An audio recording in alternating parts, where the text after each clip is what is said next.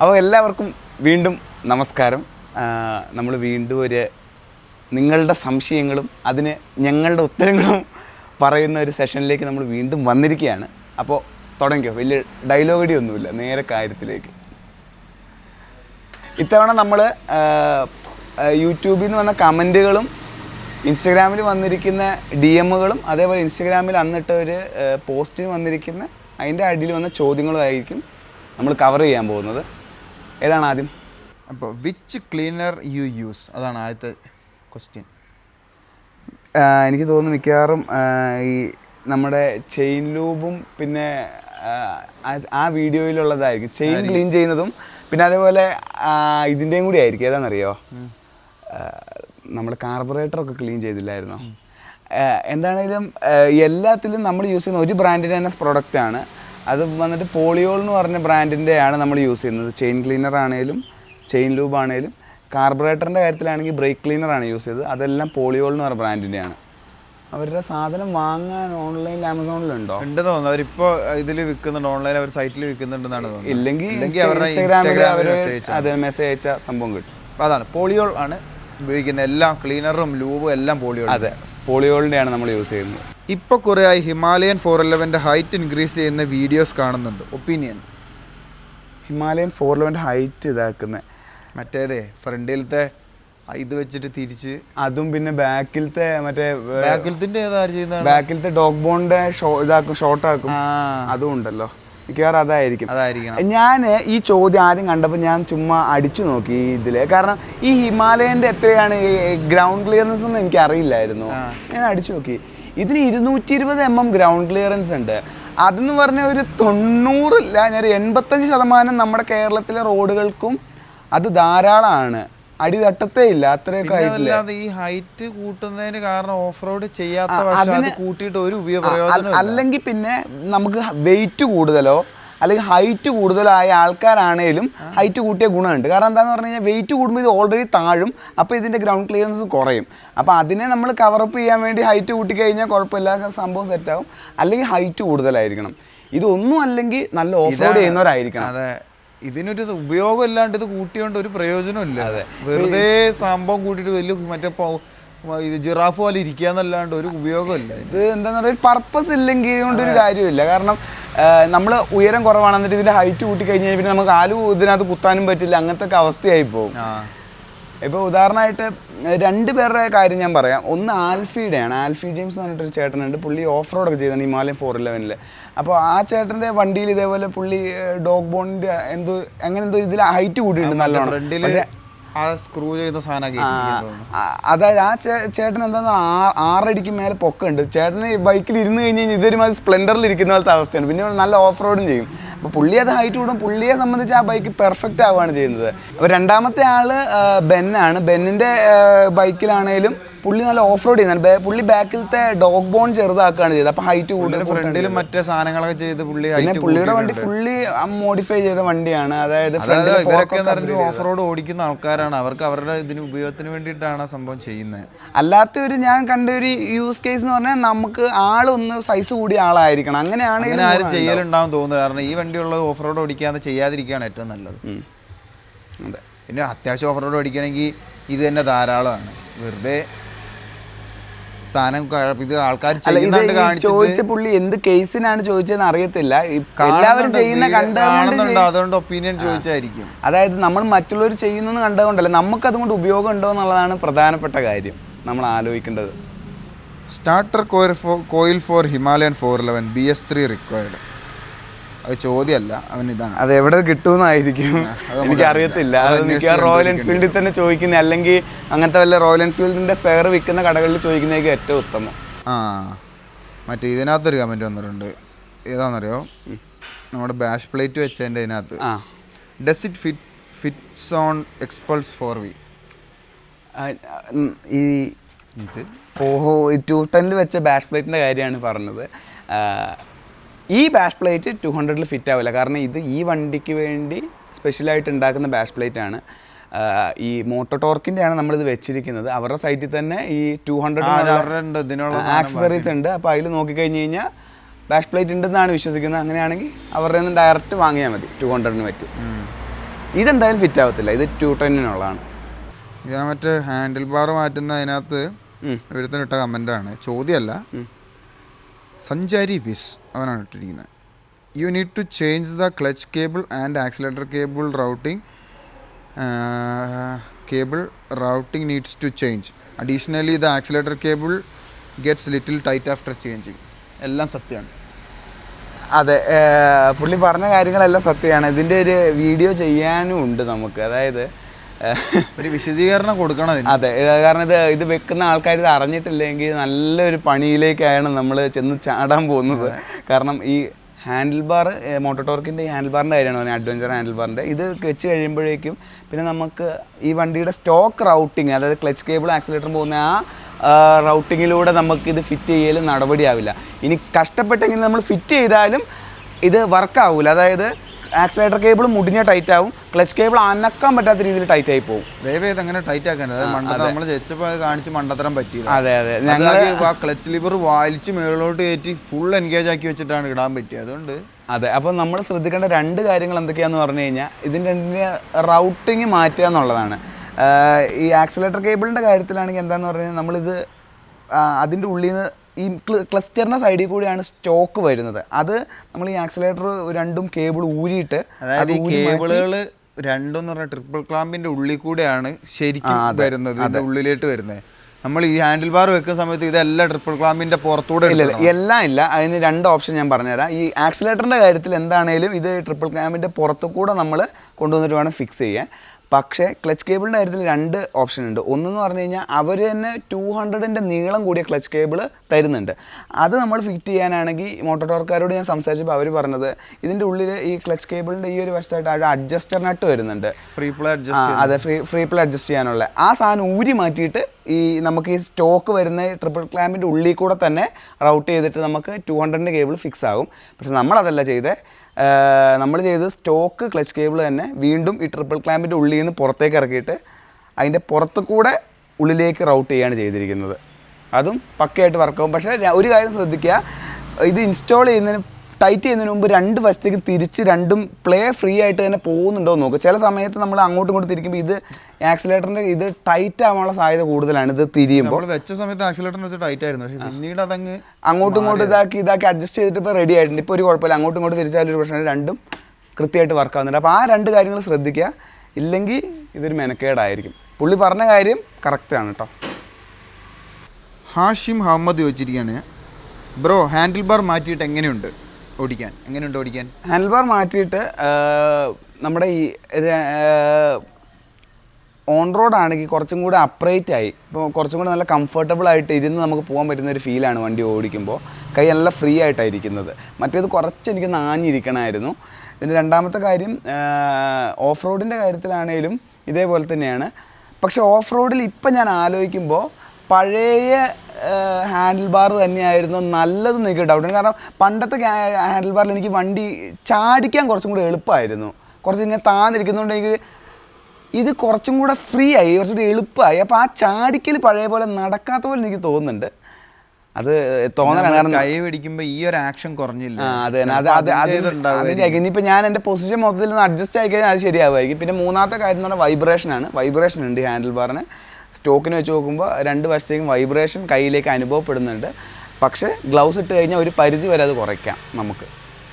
അതിന് കാരണം ചിലപ്പോൾ അത് ഒന്നാമത്തെ കാര്യം അതിൻ്റെ വാഷർ മെറ്റലാണ് വന്നിരിക്കുന്നത്, അതിൻ്റെ ഉണ്ടാവും. അതിനകത്ത് ചിലപ്പോൾ വല്ല റബ്ബറിൻ്റെ ഇത് വെച്ച് നമുക്ക് എന്തെങ്കിലും സീൽ ചെയ്യാൻ പറ്റുകയാണെങ്കിൽ കുറേയൊക്കെ ഒരു പരിധി വരെ കുറയ്ക്കാൻ പറ്റും. ഇതിൻ്റെ ഷേപ്പ് ഒരു വലിയ ഘടകമാണ് ആ വൈബ്രേഷൻ വരുന്നതിൻ്റെ. വൈബ്രേഷനും ഉണ്ട്, അതും ശ്രദ്ധിക്കുക. അപ്പം മാറ്റുന്നവരത് ശ്രദ്ധിക്കുക.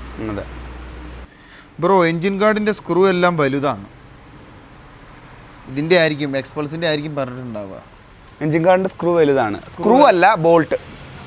സ്ക്രൂ സെയിമാണ്, ബോൾട്ടിന്റെ നീളം കൂടുതലാണ്. അതുമല്ല ഭയങ്കര കട്ടിയുള്ള ബോൾട്ടാണ് ഇവര് കമ്പനിയുടെ വെച്ച് നോക്കിയാൽ കുറച്ചുകൂടെ ടെൻസൈൽ സ്ട്രെങ്ത് കൂടിയ ബോൾട്ടാണ് ഇവര് തരുന്നത്. അതെ, അപ്പോ ഗുണമാണോ ദോഷമാണെന്നിപ്പോ നമ്മള് എനിക്ക് അറിയാവേണ്ട ഒരു കാര്യം ഇതാണ്. നമ്മൾ ഏതാണ്ട് കുറെ നോക്കിയിട്ട് ഇതിന്റെ ഒരു മിനിമം വേണ്ട ടോർക്ക് വാല്യൂലാണ് ഇത് ടൈറ്റ് വെച്ചിരിക്കുന്നത്. വെക്കുമ്പോൾ ഇത് കൃത്യം ടോർക്ക് സ്പെക്ക് ചെയ്യാൻ നോക്കണം. ഒന്നാമത്തെ കാര്യം ഞങ്ങൾ എന്താന്ന് പറഞ്ഞാൽ നമുക്ക് ഇതിന്റെ കൃത്യമായിട്ടുള്ള ടോർക്ക് വാല്യൂ എവിടെ കിട്ടിയിട്ടില്ല. നോക്കി അന്വേഷിച്ച് റീസെർച്ച് നടത്തിയിട്ട് ഒരു ഏകദേശം ഒരു ആവറേജ് വാല്യൂ ആണ് എല്ലാത്തിലും. കുറെ കണ്ടതിൽ ഒരു ഇത് നോക്കുമ്പോൾ അതിലും ഓവർ റിസ്ക് എടുക്കണ്ടെന്ന് വെച്ചിട്ട് നമ്മൾ 2-3 ഇത് കുറച്ചാണ് നമ്മൾ. അതെ, കാരണം ഒരു 500 കിലോമീറ്റർ കഴിഞ്ഞിട്ട് പിന്നെ നമ്മളിത് കൂട്ടിയാൽ മതി. അത് സെറ്റ് ആവാനായിട്ടൊരു സമയത്തിന് വേണ്ടിയിട്ട്. അതപ്പോൾ ഇതിൻ്റെ എൻജിനിൽ മൗണ്ട് വരുന്നതിൽ ഫ്രണ്ടിൽ 25-30 ഇടയിലും ബാക്കിൽ 60-ൻ്റെയും 70-ൻ്റെ ഇടയിലും എങ്ങാണ്ടാണ്. അപ്പോൾ നമ്മളെല്ലാം അതിൻ്റെ ആവറേജ് 65-ഉം മറ്റേതിന് 27 എങ്ങാണ്ടാണ് ചെയ്തത്. 20 അത്ര എങ്ങാണ്ടാണ് കൊടുത്തത്, കൃത്യമായിട്ട് ഓർമ്മയില്ല. അപ്പോൾ നമ്മൾ ഈ സാധനം വെച്ച് കഴിഞ്ഞാൽ അത് കൃത്യമായിട്ട് ടോർക്ക് സ്പെക്ക് ചെയ്യുക എന്നുള്ളതാണ് കാര്യം. പിന്നെ ഇതിൻ്റെ സ്ക്രൂ ഇവർ തരുന്നതെന്ന് പറഞ്ഞാൽ കൃത്യം നമ്മൾ എഞ്ചിൻ്റെ അത് കമ്പനി വരുന്ന സൈസ് ഫുൾ ത്രെഡ് ഇല്ലാണ്ട് അറ്റത്ത് മാത്രം കുറച്ച് ത്രെഡുള്ള ഈ എഞ്ചിന് വേണ്ടി അങ്ങനത്തെ എഞ്ചിൻ മൗണ്ടിനുള്ള സ്ക്രൂ ആണ് നമുക്ക് തരുന്നത്. സ്ക്രൂ അല്ല ബോൾട്ട് തരുന്നത്. പിന്നെ ഈ നീളം കൂടുതലാന്ന് പറഞ്ഞതിന് കാരണം ചിലപ്പോൾ എന്താ പറയുക, അതിനകത്തൊരു ഒരു സ്പേസർ വരുന്നുണ്ട്, പുറകിലത്തെ അതിനകത്ത് ഇടാനായിട്ടൊരു സ്പേസർ വരുന്നുണ്ട്. അതിട്ട് കഴിഞ്ഞാൽ അതങ്ങ് മാറുമായിരിക്കും. ആ സ്പേസർ വെച്ച് കഴിഞ്ഞാൽ പിന്നെ സ്പേസർ അല്ല ഞാൻ ഇവിടെ എത്ര നീളം കുറച്ച് തള്ളി നിൽക്കുന്നു. സ്പേസർ വെച്ച് കഴിഞ്ഞാൽ അതല്ല, ഒരു തുള്ളി തള്ളി നിൽക്കുന്നുണ്ട്. പക്ഷെ അതൊരു പ്രശ്നമാണെന്ന് വെച്ചാൽ ഒരു പ്രശ്നമല്ല, കാരണം സ്പേസറും കൂടെ വെച്ച് കഴിയുമ്പോൾ അത് വൃത്തിക്ക്. കാരണം അവരാ വലിയ ഇത് തരുന്നത് എന്താന്ന് പറഞ്ഞു കഴിഞ്ഞാൽ ഈ എഞ്ചിൻ ഗാർഡിന്റെ സൈഡിൽ ഘടിപ്പിക്കുന്നതിന്റെ തിക്നെസ് അതിന്റെ ഇതിന് അത് കോമ്പൻസേറ്റ് ചെയ്യാൻ വേണ്ടിയിട്ടാണ് അവർ വലിയ സ്ക്രൂ തരുന്നത്. അത് അല്ലാതെ അതിനകത്ത് ഒരു സ്പേസറും കൂടെ തരുന്നുണ്ട്, നല്ലൊരു മെറ്റൽ സ്പേസറും കൂടെ തരുന്നുണ്ട്. വെക്കുമ്പോൾ കൃത്യമായിട്ട് അത് സാധനങ്ങൾ അത് വെക്കുന്ന കാര്യം ഓർക്കുക, ടോർക്ക് ചെയ്യുന്ന കാര്യം എന്തായാലും ഓർക്കുക.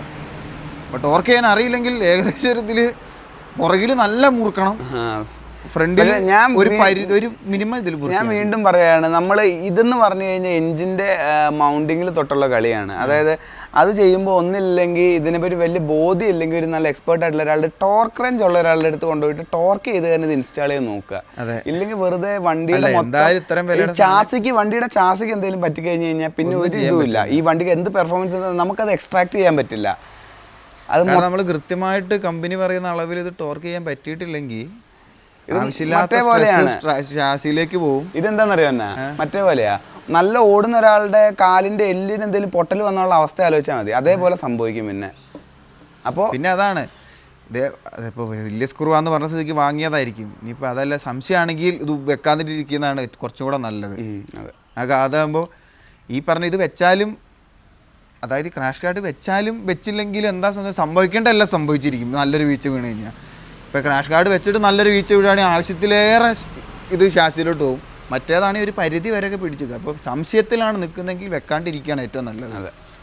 അതായത് നിങ്ങൾ വീണ് കഴിഞ്ഞാൽ രക്ഷപ്പെടുമെന്ന് വെച്ചിട്ട് വെക്കാൻ നിൽക്കണ്ട, അതാണ് എനിക്ക് പറയാനുള്ളത്. സംഭവിക്കേണ്ട എങ്ങനെയാണ് സംഭവിച്ചിരിക്കും. അടുത്ത ചോദ്യം സ്വാതി സൂക്സ് ചോദിച്ചിരിക്കുകയാണ്, ഇത് റാലിക്ക് സ്യൂട്ടാകുമോ? എന്താണെന്നറിയോ, നമ്മുടെ ചെയിൻ ഗാർഡും താഴത്തെ ഇല്ലല്ലേ മറ്റേ ടോ സ്ലൈഡർ എന്താ ഇല്ലേ, അതും കൂടെയാണ്. റാലി 2 റാലി ഉണ്ട്. ഒന്നെന്ന് പറഞ്ഞാൽ സ്കൂട്ടനിൻ്റെ അനുഭവം പ്രോ എന്ന് പറഞ്ഞിട്ടൊരു വണ്ടി വരാൻ പോകുന്നുണ്ട് റാലി. അതാണെങ്കിൽ അതിൽ ഫിറ്റ് ആവും. ഈ 200 റാലി ഉദ്ദേശിച്ചതെങ്കിൽ എനിക്ക് തോന്നുന്നില്ല, കാരണം ഇത് രണ്ട് ചാസിയാണ് രണ്ടിൻ്റെ. അപ്പോൾ ഇതിൻ്റെ ഇതൊക്കെ വേറെയാണ്. ഈ മോട്ടോ ടോർക്കിൻ്റെ അതിനുള്ളത് 200-നുള്ളത് ഉണ്ടെന്നാണ് ഞാൻ വിശ്വസിക്കുന്നത്. അപ്പോൾ അവരുടെ സൈറ്റിൽ പോവാ ഉണ്ടെങ്കിൽ വാങ്ങാം. പിന്നെ എൻ്റെ ഒരു അഭിപ്രായത്തിൽ ഞാനത്, അതായത് ആ സാധനം എന്ന് പറഞ്ഞു കഴിഞ്ഞാൽ രണ്ടും മെറ്റലാണ്, അതാണ് മറ്റേ വാള് പോലെയാണ് ഇരിക്കുന്നത്. എൻ്റെ ഒരു അഭിപ്രായത്തിൽ ചെയിൻ ഗാർഡും ആ ടോ ഗാർഡും മാറ്റാണ്ടിരിക്കുകയാണ് ഏറ്റവും നല്ലത്. അത് പ്ലാസ്റ്റിക് തന്നെ ആയിരിക്കുന്നതാണ് നല്ലത്. ഡെയിലി യൂസിനൊക്കെ അതാണ് നല്ലത്. മെറ്റലിന്റെ പിന്നെ എനിക്ക് തോന്നുന്നു അവർ ഉദ്ദേശിക്കുന്ന പക്ക ഇതാണ്, പക്ക എൻഡ്യൂറോ ചെയ്യുന്നവർക്ക് ഉപകാരപ്പെടും. കാരണം എന്താ പറയുക, കല്ലിലൊക്കെ പോയി എങ്ങാനും ഇടിച്ചു കഴിഞ്ഞ് കഴിഞ്ഞാൽ പിടിച്ചു നിൽക്കുന്നവർക്ക് അതിന്റെ ആവശ്യമില്ല സത്യം പറഞ്ഞു കഴിഞ്ഞാൽ. കാരണം ആവശ്യമില്ലാതെ നമ്മൾ വെയിറ്റ് കയറ്റുകയാണ് ഇതിനകത്തേക്ക്. മെറ്റലാണ്. അപ്പോൾ അങ്ങനെ വലിയ കളിയൊന്നും കളിക്കാണ്ട് സാധാ ഓടിക്കുന്ന ആൾക്കാരെ സംബന്ധിച്ചിടത്തോളം സാധാ അത് വണ്ടി കമ്പനി സാധനം തന്നെയാണ് ഏറ്റവും നല്ലത്. ചോദിച്ചാൽ ബ്രോയ്ക്ക് റാലിനെ കുറിച്ചല്ലേ ചോദിച്ചത്? അപ്പൊ റാലിയൊക്കെ എടുക്കുന്ന ഓഫ് റോഡ് ചെയ്യുകയാണെങ്കിൽ ഞാൻ സത്യം പറയാൻ അത് ആലോചിച്ചില്ലായിരുന്നു. ഓഫ് റോഡിനാണെങ്കിൽ കുഴപ്പമുണ്ടാവില്ല. പിന്നെ ഓഫ് റോഡ് ചെയ്യുന്നവർക്ക് ഓഫ് റോഡിലും എന്താന്ന് പറഞ്ഞു കഴിഞ്ഞാൽ നമ്മൾ ട്രെയിൽ റൈഡിംഗ് ഒന്നും ആണെങ്കിൽ ഇതിന്റെ അതായത് ഈ മറ്റേ ഈ സാധനത്ത് എന്താ കുഴപ്പമെന്ന് പറഞ്ഞാൽ നമ്മൾ മര്യാദക്ക് ഷൂ ഒന്നും ഇടാണ്ടാണ് ഓടിക്കുന്നത്. ഈ സാധനം ഇതിന്റെ ഇട കയറി കഴിഞ്ഞാൽ മുറിഞ്ഞങ്ങ് പോകാൻ സാധ്യത കൂടാ. അതാണ് ഞാൻ പറഞ്ഞത്. മറ്റേ ബൂട്ടൊക്കെ ഇട്ടിട്ട് ഓടിക്കുകയാണെങ്കിൽ പിന്നെ ഒരു പരിധി വരെ തന്നെ. പക്ഷേ ഇതാണ് കാര്യം. സാധാരണ ഇത് ആവശ്യമില്ലാണ്ട് വെയിറ്റ് കയറ്റണ്ടെന്നാണ് ഞാൻ പറയുന്നത്. അതായത് ഈ സാധനം 200 ഫിറ്റ് ആവുന്നതല്ല, കാരണം ഇത് 210-നുള്ളതാണ്. 200-നുള്ളത് ഈ മോട്ടോടോർക്കിന്റെ അല്ല, ഇതിന്റെ സ്വിങ്ങാമ് രണ്ടും വേറെയാ, വണ്ടി മൊത്തം പിന്നെ കാര്യം എങ്ങനെയായാലും കാര്യമില്ല. അപ്പൊ വിചാരിച്ചിപ്പോ ഷാസിമാരല്ലോ സിംഗാമോ അതേപോലെ ആണെങ്കിൽ നടക്കൂല. ഇല്ല, ഇതിൽ ആകെ എനിക്ക് തോന്നുന്ന ഫിറ്റ് ആക്കാൻ പറ്റുന്ന സാധനങ്ങൾ എന്ന് പറഞ്ഞു കഴിഞ്ഞാൽ ഈ വണ്ടിയിൽ മറ്റേലേക്ക് ഒന്ന് ഇൻഡിക്കേറ്റർ ഉണ്ട്. ഇൻഡിക്കേറ്റർ അതിൻ്റെ സെയിം ആണ്, ഇതിൻ്റെ ഹെഡ്ലൈറ്റ് ഇതിൻ്റെ സെയിം ആണ്, അത് പറ്റും. ക്ലച്ച് കേബിൾ മറ്റേ നമ്മുടെ ഈ മഡ് ഗാർഡ് കുറേ പേര് ഫിറ്റ് ചെയ്യുന്ന കണ്ടിട്ടുണ്ട്. മഡ് ഗാർഡ് അപ്പോൾ പറ്റും. പിന്നെ ഇത് പറ്റും. പിന്നെ ഡയറക്റ്റ് സ്വാപ്പ് എല്ലാവരും മാറ്റുന്നതാണ്. അത്രയും സാധനങ്ങളൊക്കെ പറ്റത്തുള്ളൂ. അടുത്ത ഫഹദ് ചോദിച്ചിരിക്കുകയാണ്, ബ്രോ RTX 300 വന്നിട്ടുണ്ട് ബ്രോ RTX 300 വന്നിട്ട് കുറ്റബോധം വരുന്നുണ്ടോ എക്സ്പൾസ് 210 എടുത്തിട്ട്? RTX 300 വന്നിട്ട് അതായത് ചുരുക്കി പറഞ്ഞു കഴിഞ്ഞാൽ RTX 300 ഇപ്പൊ ഉണ്ടല്ലോ, RTX 300 വന്നിട്ട് കുറ്റബോധം വരുന്നുണ്ടോ എക്സ്പൾസ് 210 എടുത്തിട്ടെന്ന് മനസ്സിലായോ? അതായത് മനസ്സിലായി. ഞാൻ ഇതിനൊരു കൃത്യമായിട്ട് എങ്ങനെ ഉത്തരം കൊടുക്കാന്ന് ആലോചിക്കുന്നത് ഇതാണ്. അതായത് ഈ ചോദ്യത്തിന് വേറൊരു ഇതും കൂടി ഞാൻ കാണുന്നുണ്ട്. അതായത് പൊതുവെ നമ്മുടെ മനുഷ്യരുടെ ഒരു ഇപ്പം നേരിട്ടുകൊണ്ടിരിക്കുന്ന ഒരു വലിയ പ്രശ്നമാണിത്. അതായത് നമുക്ക് ഉള്ള സാധനത്തിൽ സന്തോഷം കണ്ടെത്താൻ പറ്റാത്തതിൻ്റെ ഒരു കുഴപ്പം ഇതിനകത്തുണ്ട്. ഞാൻ ഈ ചോദിച്ച ബ്രോയിനോട് കുറ്റപ്പെടുന്നില്ല, നമ്മൾ പൊതുവെ ഉള്ളൊരിതാണ്. അതായത് ഈ ബൈക്ക് ഞാൻ ഒരു പർപ്പസിന് വേണ്ടി എടുത്തതാണ്. ഈ ബൈക്ക് ഓരോ ഇതിലും ഞാൻ ആസ്വദിക്കുന്നുമുണ്ട്. അതായത് ഞാൻ അതുകൊണ്ട് വേറൊരു ബൈക്ക് ഇപ്പം ഞാനൊരു ബൈക്ക് എടുത്ത സമയത്ത് 450 ഉണ്ടായിരുന്നു, അല്ലെങ്കിൽ KTM 390 ഉണ്ടായിരുന്നു. ഞാൻ ഈ ബൈക്കാണ് എടുത്തത്, എനിക്ക് ഇതാണ് ചൂസ്. അപ്പോൾ ഇത് ഞാൻ ഇതിൽ സന്തോഷിക്കുക എന്നുള്ളതാണ്. ഇനി അപ്പാച്ചെ വന്നു, അത് ഇതിനേക്കാളും കുറേ ഫീച്ചറും കാര്യങ്ങളും ഉണ്ട് എന്ന് വെച്ചാൽ എനിക്ക് കുഴപ്പമില്ല, അതിഷ്ടമുള്ളവർ ആ വണ്ടി എടുത്തോട്ടെ. ഞാൻ എടുക്കുന്ന സമയത്ത് ആ വണ്ടി ഉണ്ടായിരുന്നില്ല, ഇതാണ് ഉണ്ടായിരുന്നത്, അതുകൊണ്ട് ഇതെടുത്തു. ഞാൻ ഇതിൽ ഹാപ്പിയാണ്. ഇനി ഇതിൽ ഞാൻ പറയാൻ ഉദ്ദേശിച്ച കാര്യം എന്താണെന്ന് പറഞ്ഞു കഴിഞ്ഞാൽ, നമ്മുടെ ഈ കാലഘട്ടത്തിൻ്റെ ഒരു ചിന്താഗതിയാണ്. അതായത് നമുക്ക് നമ്മുടെ കയ്യിലുള്ള സാധനത്തിൽ ഒരു തൃപ്തിയില്ല. നമ്മൾ മറ്റുള്ള സാധനങ്ങളിൽ ഇതായിട്ട് നമ്മുടെ കയ്യിലുള്ള സാധനങ്ങളെ വരെ നമ്മൾ വെറുക്കുന്നൊരവസ്ഥയിലാണ് നമ്മൾ പോകുന്നത്. അതായത് ഇഷ്ടംമാതിരി അവസരങ്ങളുണ്ട്, പല സാധനങ്ങളും ഉണ്ട്, വ്യത്യസ്ത തരം സാധനങ്ങളുണ്ട്, എല്ലാം നമ്മുടെ ചുറ്റുവട്ടത്തുണ്ട്. പക്ഷേ നമുക്കിഷ്ടമുള്ളൊരു സാധനം എടുക്കുക, അത് സന്തോഷത്തോടെ എടുത്തിട്ട് അത് നമ്മൾ മാക്സിമം ആസ്വദിക്കുക, അത് ഉപയോഗിക്കുക, അത് ആസ്വദിക്കുക എന്നുള്ളതാണ്. അതിലാണ് ഞാൻ വിശ്വസിക്കുന്നത്. അല്ലാണ്ട് ഇപ്പോൾ ഞാനിപ്പോൾ ഈ ബൈക്ക് എടുത്തു, ഇതെടുത്തിട്ട് 2 മാസം കഴിഞ്ഞപ്പോൾ RTX ഇറങ്ങി. അപ്പോൾ ഞാൻ ഈ ബൈക്ക് എടുത്തിട്ട് എനിക്ക് ഇതായി പോയല്ലോ ചിന്തിച്ച് കഴിഞ്ഞാൽ പോയി. അതെ, അതിൽ അർത്ഥമില്ല. കാരണം അപ്പോൾ എൻ്റെ മൈൻഡിൽ മൊത്തം RTX അവിടെ ഉണ്ട്, എൻ്റെ ബൈക്ക് ഇതാണ്, ഇതിന് പെർഫോമൻസ് വരും, ഇങ്ങനത്തെ ഒരു ചിന്ത വെച്ചിരുന്ന് കഴിഞ്ഞാൽ പിന്നെ ഞാൻ ഈ ബൈക്ക് എടുത്തതിൽ പോലും ഒരു അർത്ഥമില്ലാണ്ടായി പോവും. എനിക്കൊന്നിലും സന്തോഷം കാണാൻ പറ്റില്ല, അതിൽ കാര്യമില്ല.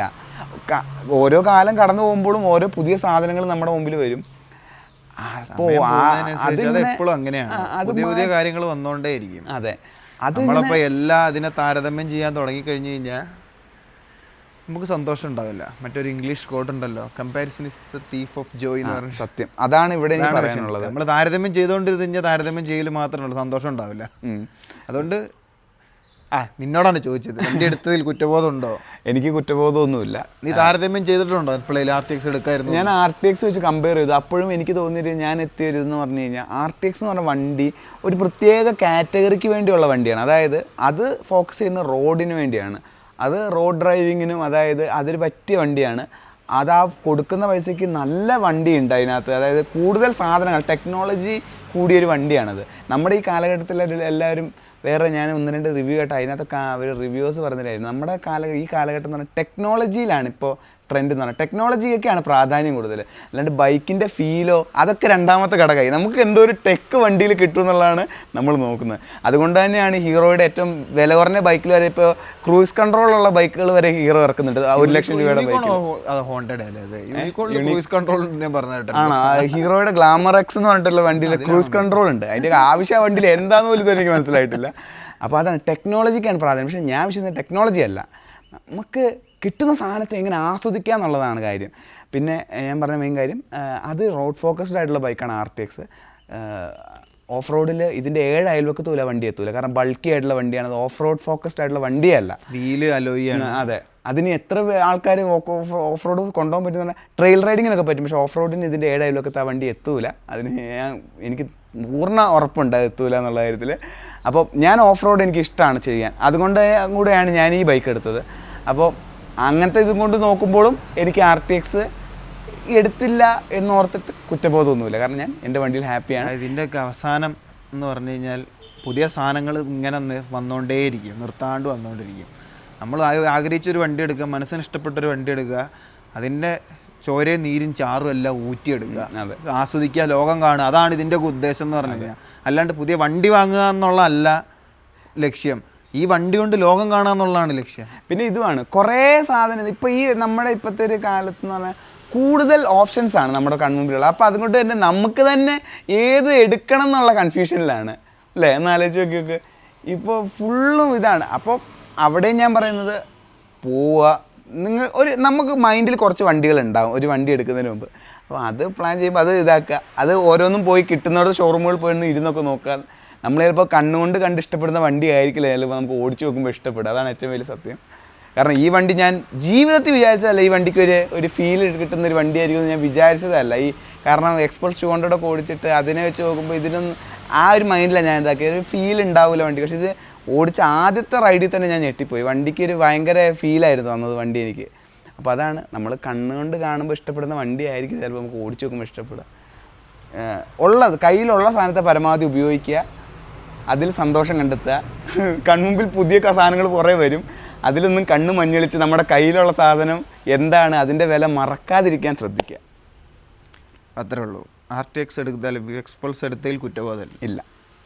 Hi bro, did use the same cable for the handle bar extension of the market cables? എനിക്ക് ഈ ചോദ്യം ഒരു പിടുത്തം കിട്ടാത്ത ചോദ്യം. എനിക്ക് തോന്നുന്നത് മിക്കവാറും ഈ ഹാൻഡിൽ ബാർ എക്സ്റ്റൻഷൻ എന്ന് പറഞ്ഞാൽ എന്താ എനിക്ക് മനസ്സിലായില്ല. ഇത് പൊക്കേൻ്റെ ആയിരിക്കും. ഹാൻഡിൽ ബാർ ഈ ഉയരം കൂടിയ ഹാൻഡിൽ ബാറാണ്. അപ്പോൾ അതിൽ വേറെ കേബിൾ മാറ്റി, അല്ലെങ്കിൽ OEM കേബിളാണ് ഇട്ടെന്നാണ് ചോദിക്കുന്നത്. നമ്മുടെ വണ്ടിയിൽ നമ്മൾ OEM കേബിൾ തന്നെ റീറൗട്ട് ചെയ്തിട്ടാണ് ഫിറ്റ് ചെയ്തിരിക്കുന്നത്. പക്ഷേ ഈ ഹാൻഡിൽ ബാറിൻ്റെ കൂടെ എക്സ്പൾസ് 200ൻ്റെ നീളം കൂടിയ ക്ലച്ച് കേബിൾ അവർ പ്രൊവൈഡ് ചെയ്യുന്നുണ്ട്. അത് പക്ഷേ ഇതിൽ ഇൻസ്റ്റാൾ ചെയ്യണമെങ്കിൽ നമ്മൾ ഇതിനകത്തുള്ള അഡ്ജസ്റ്ററിനട്ട്, അതായത് ഇതിൻ്റെ ഫ്രീ പ്ലേ അഡ്ജസ്റ്റ് ചെയ്യുന്ന നട്ട് ഊരി മാറ്റണം. എന്നാൽ മാത്രമേ ഇത് വൃത്തിക്ക് ഇതിനകത്ത് ഇരിക്കും. കുറച്ചും കൂടെ നീളം കൂടുതലാണ്, അവിടെ എടുക്കുമ്പോൾ വളഞ്ഞാൽ നിൽക്കുക സാധനം. അപ്പോൾ അതിനൊരിതുണ്ട്. അതാണ് സാധാ ഇത് ഉപയോഗിക്കാം, മറ്റേത് ഉപയോഗിക്കാം. അതെ. ജോർജ് വേണി ചോദിച്ചിരിക്കുകയാണ്, bro I need like these fog lights.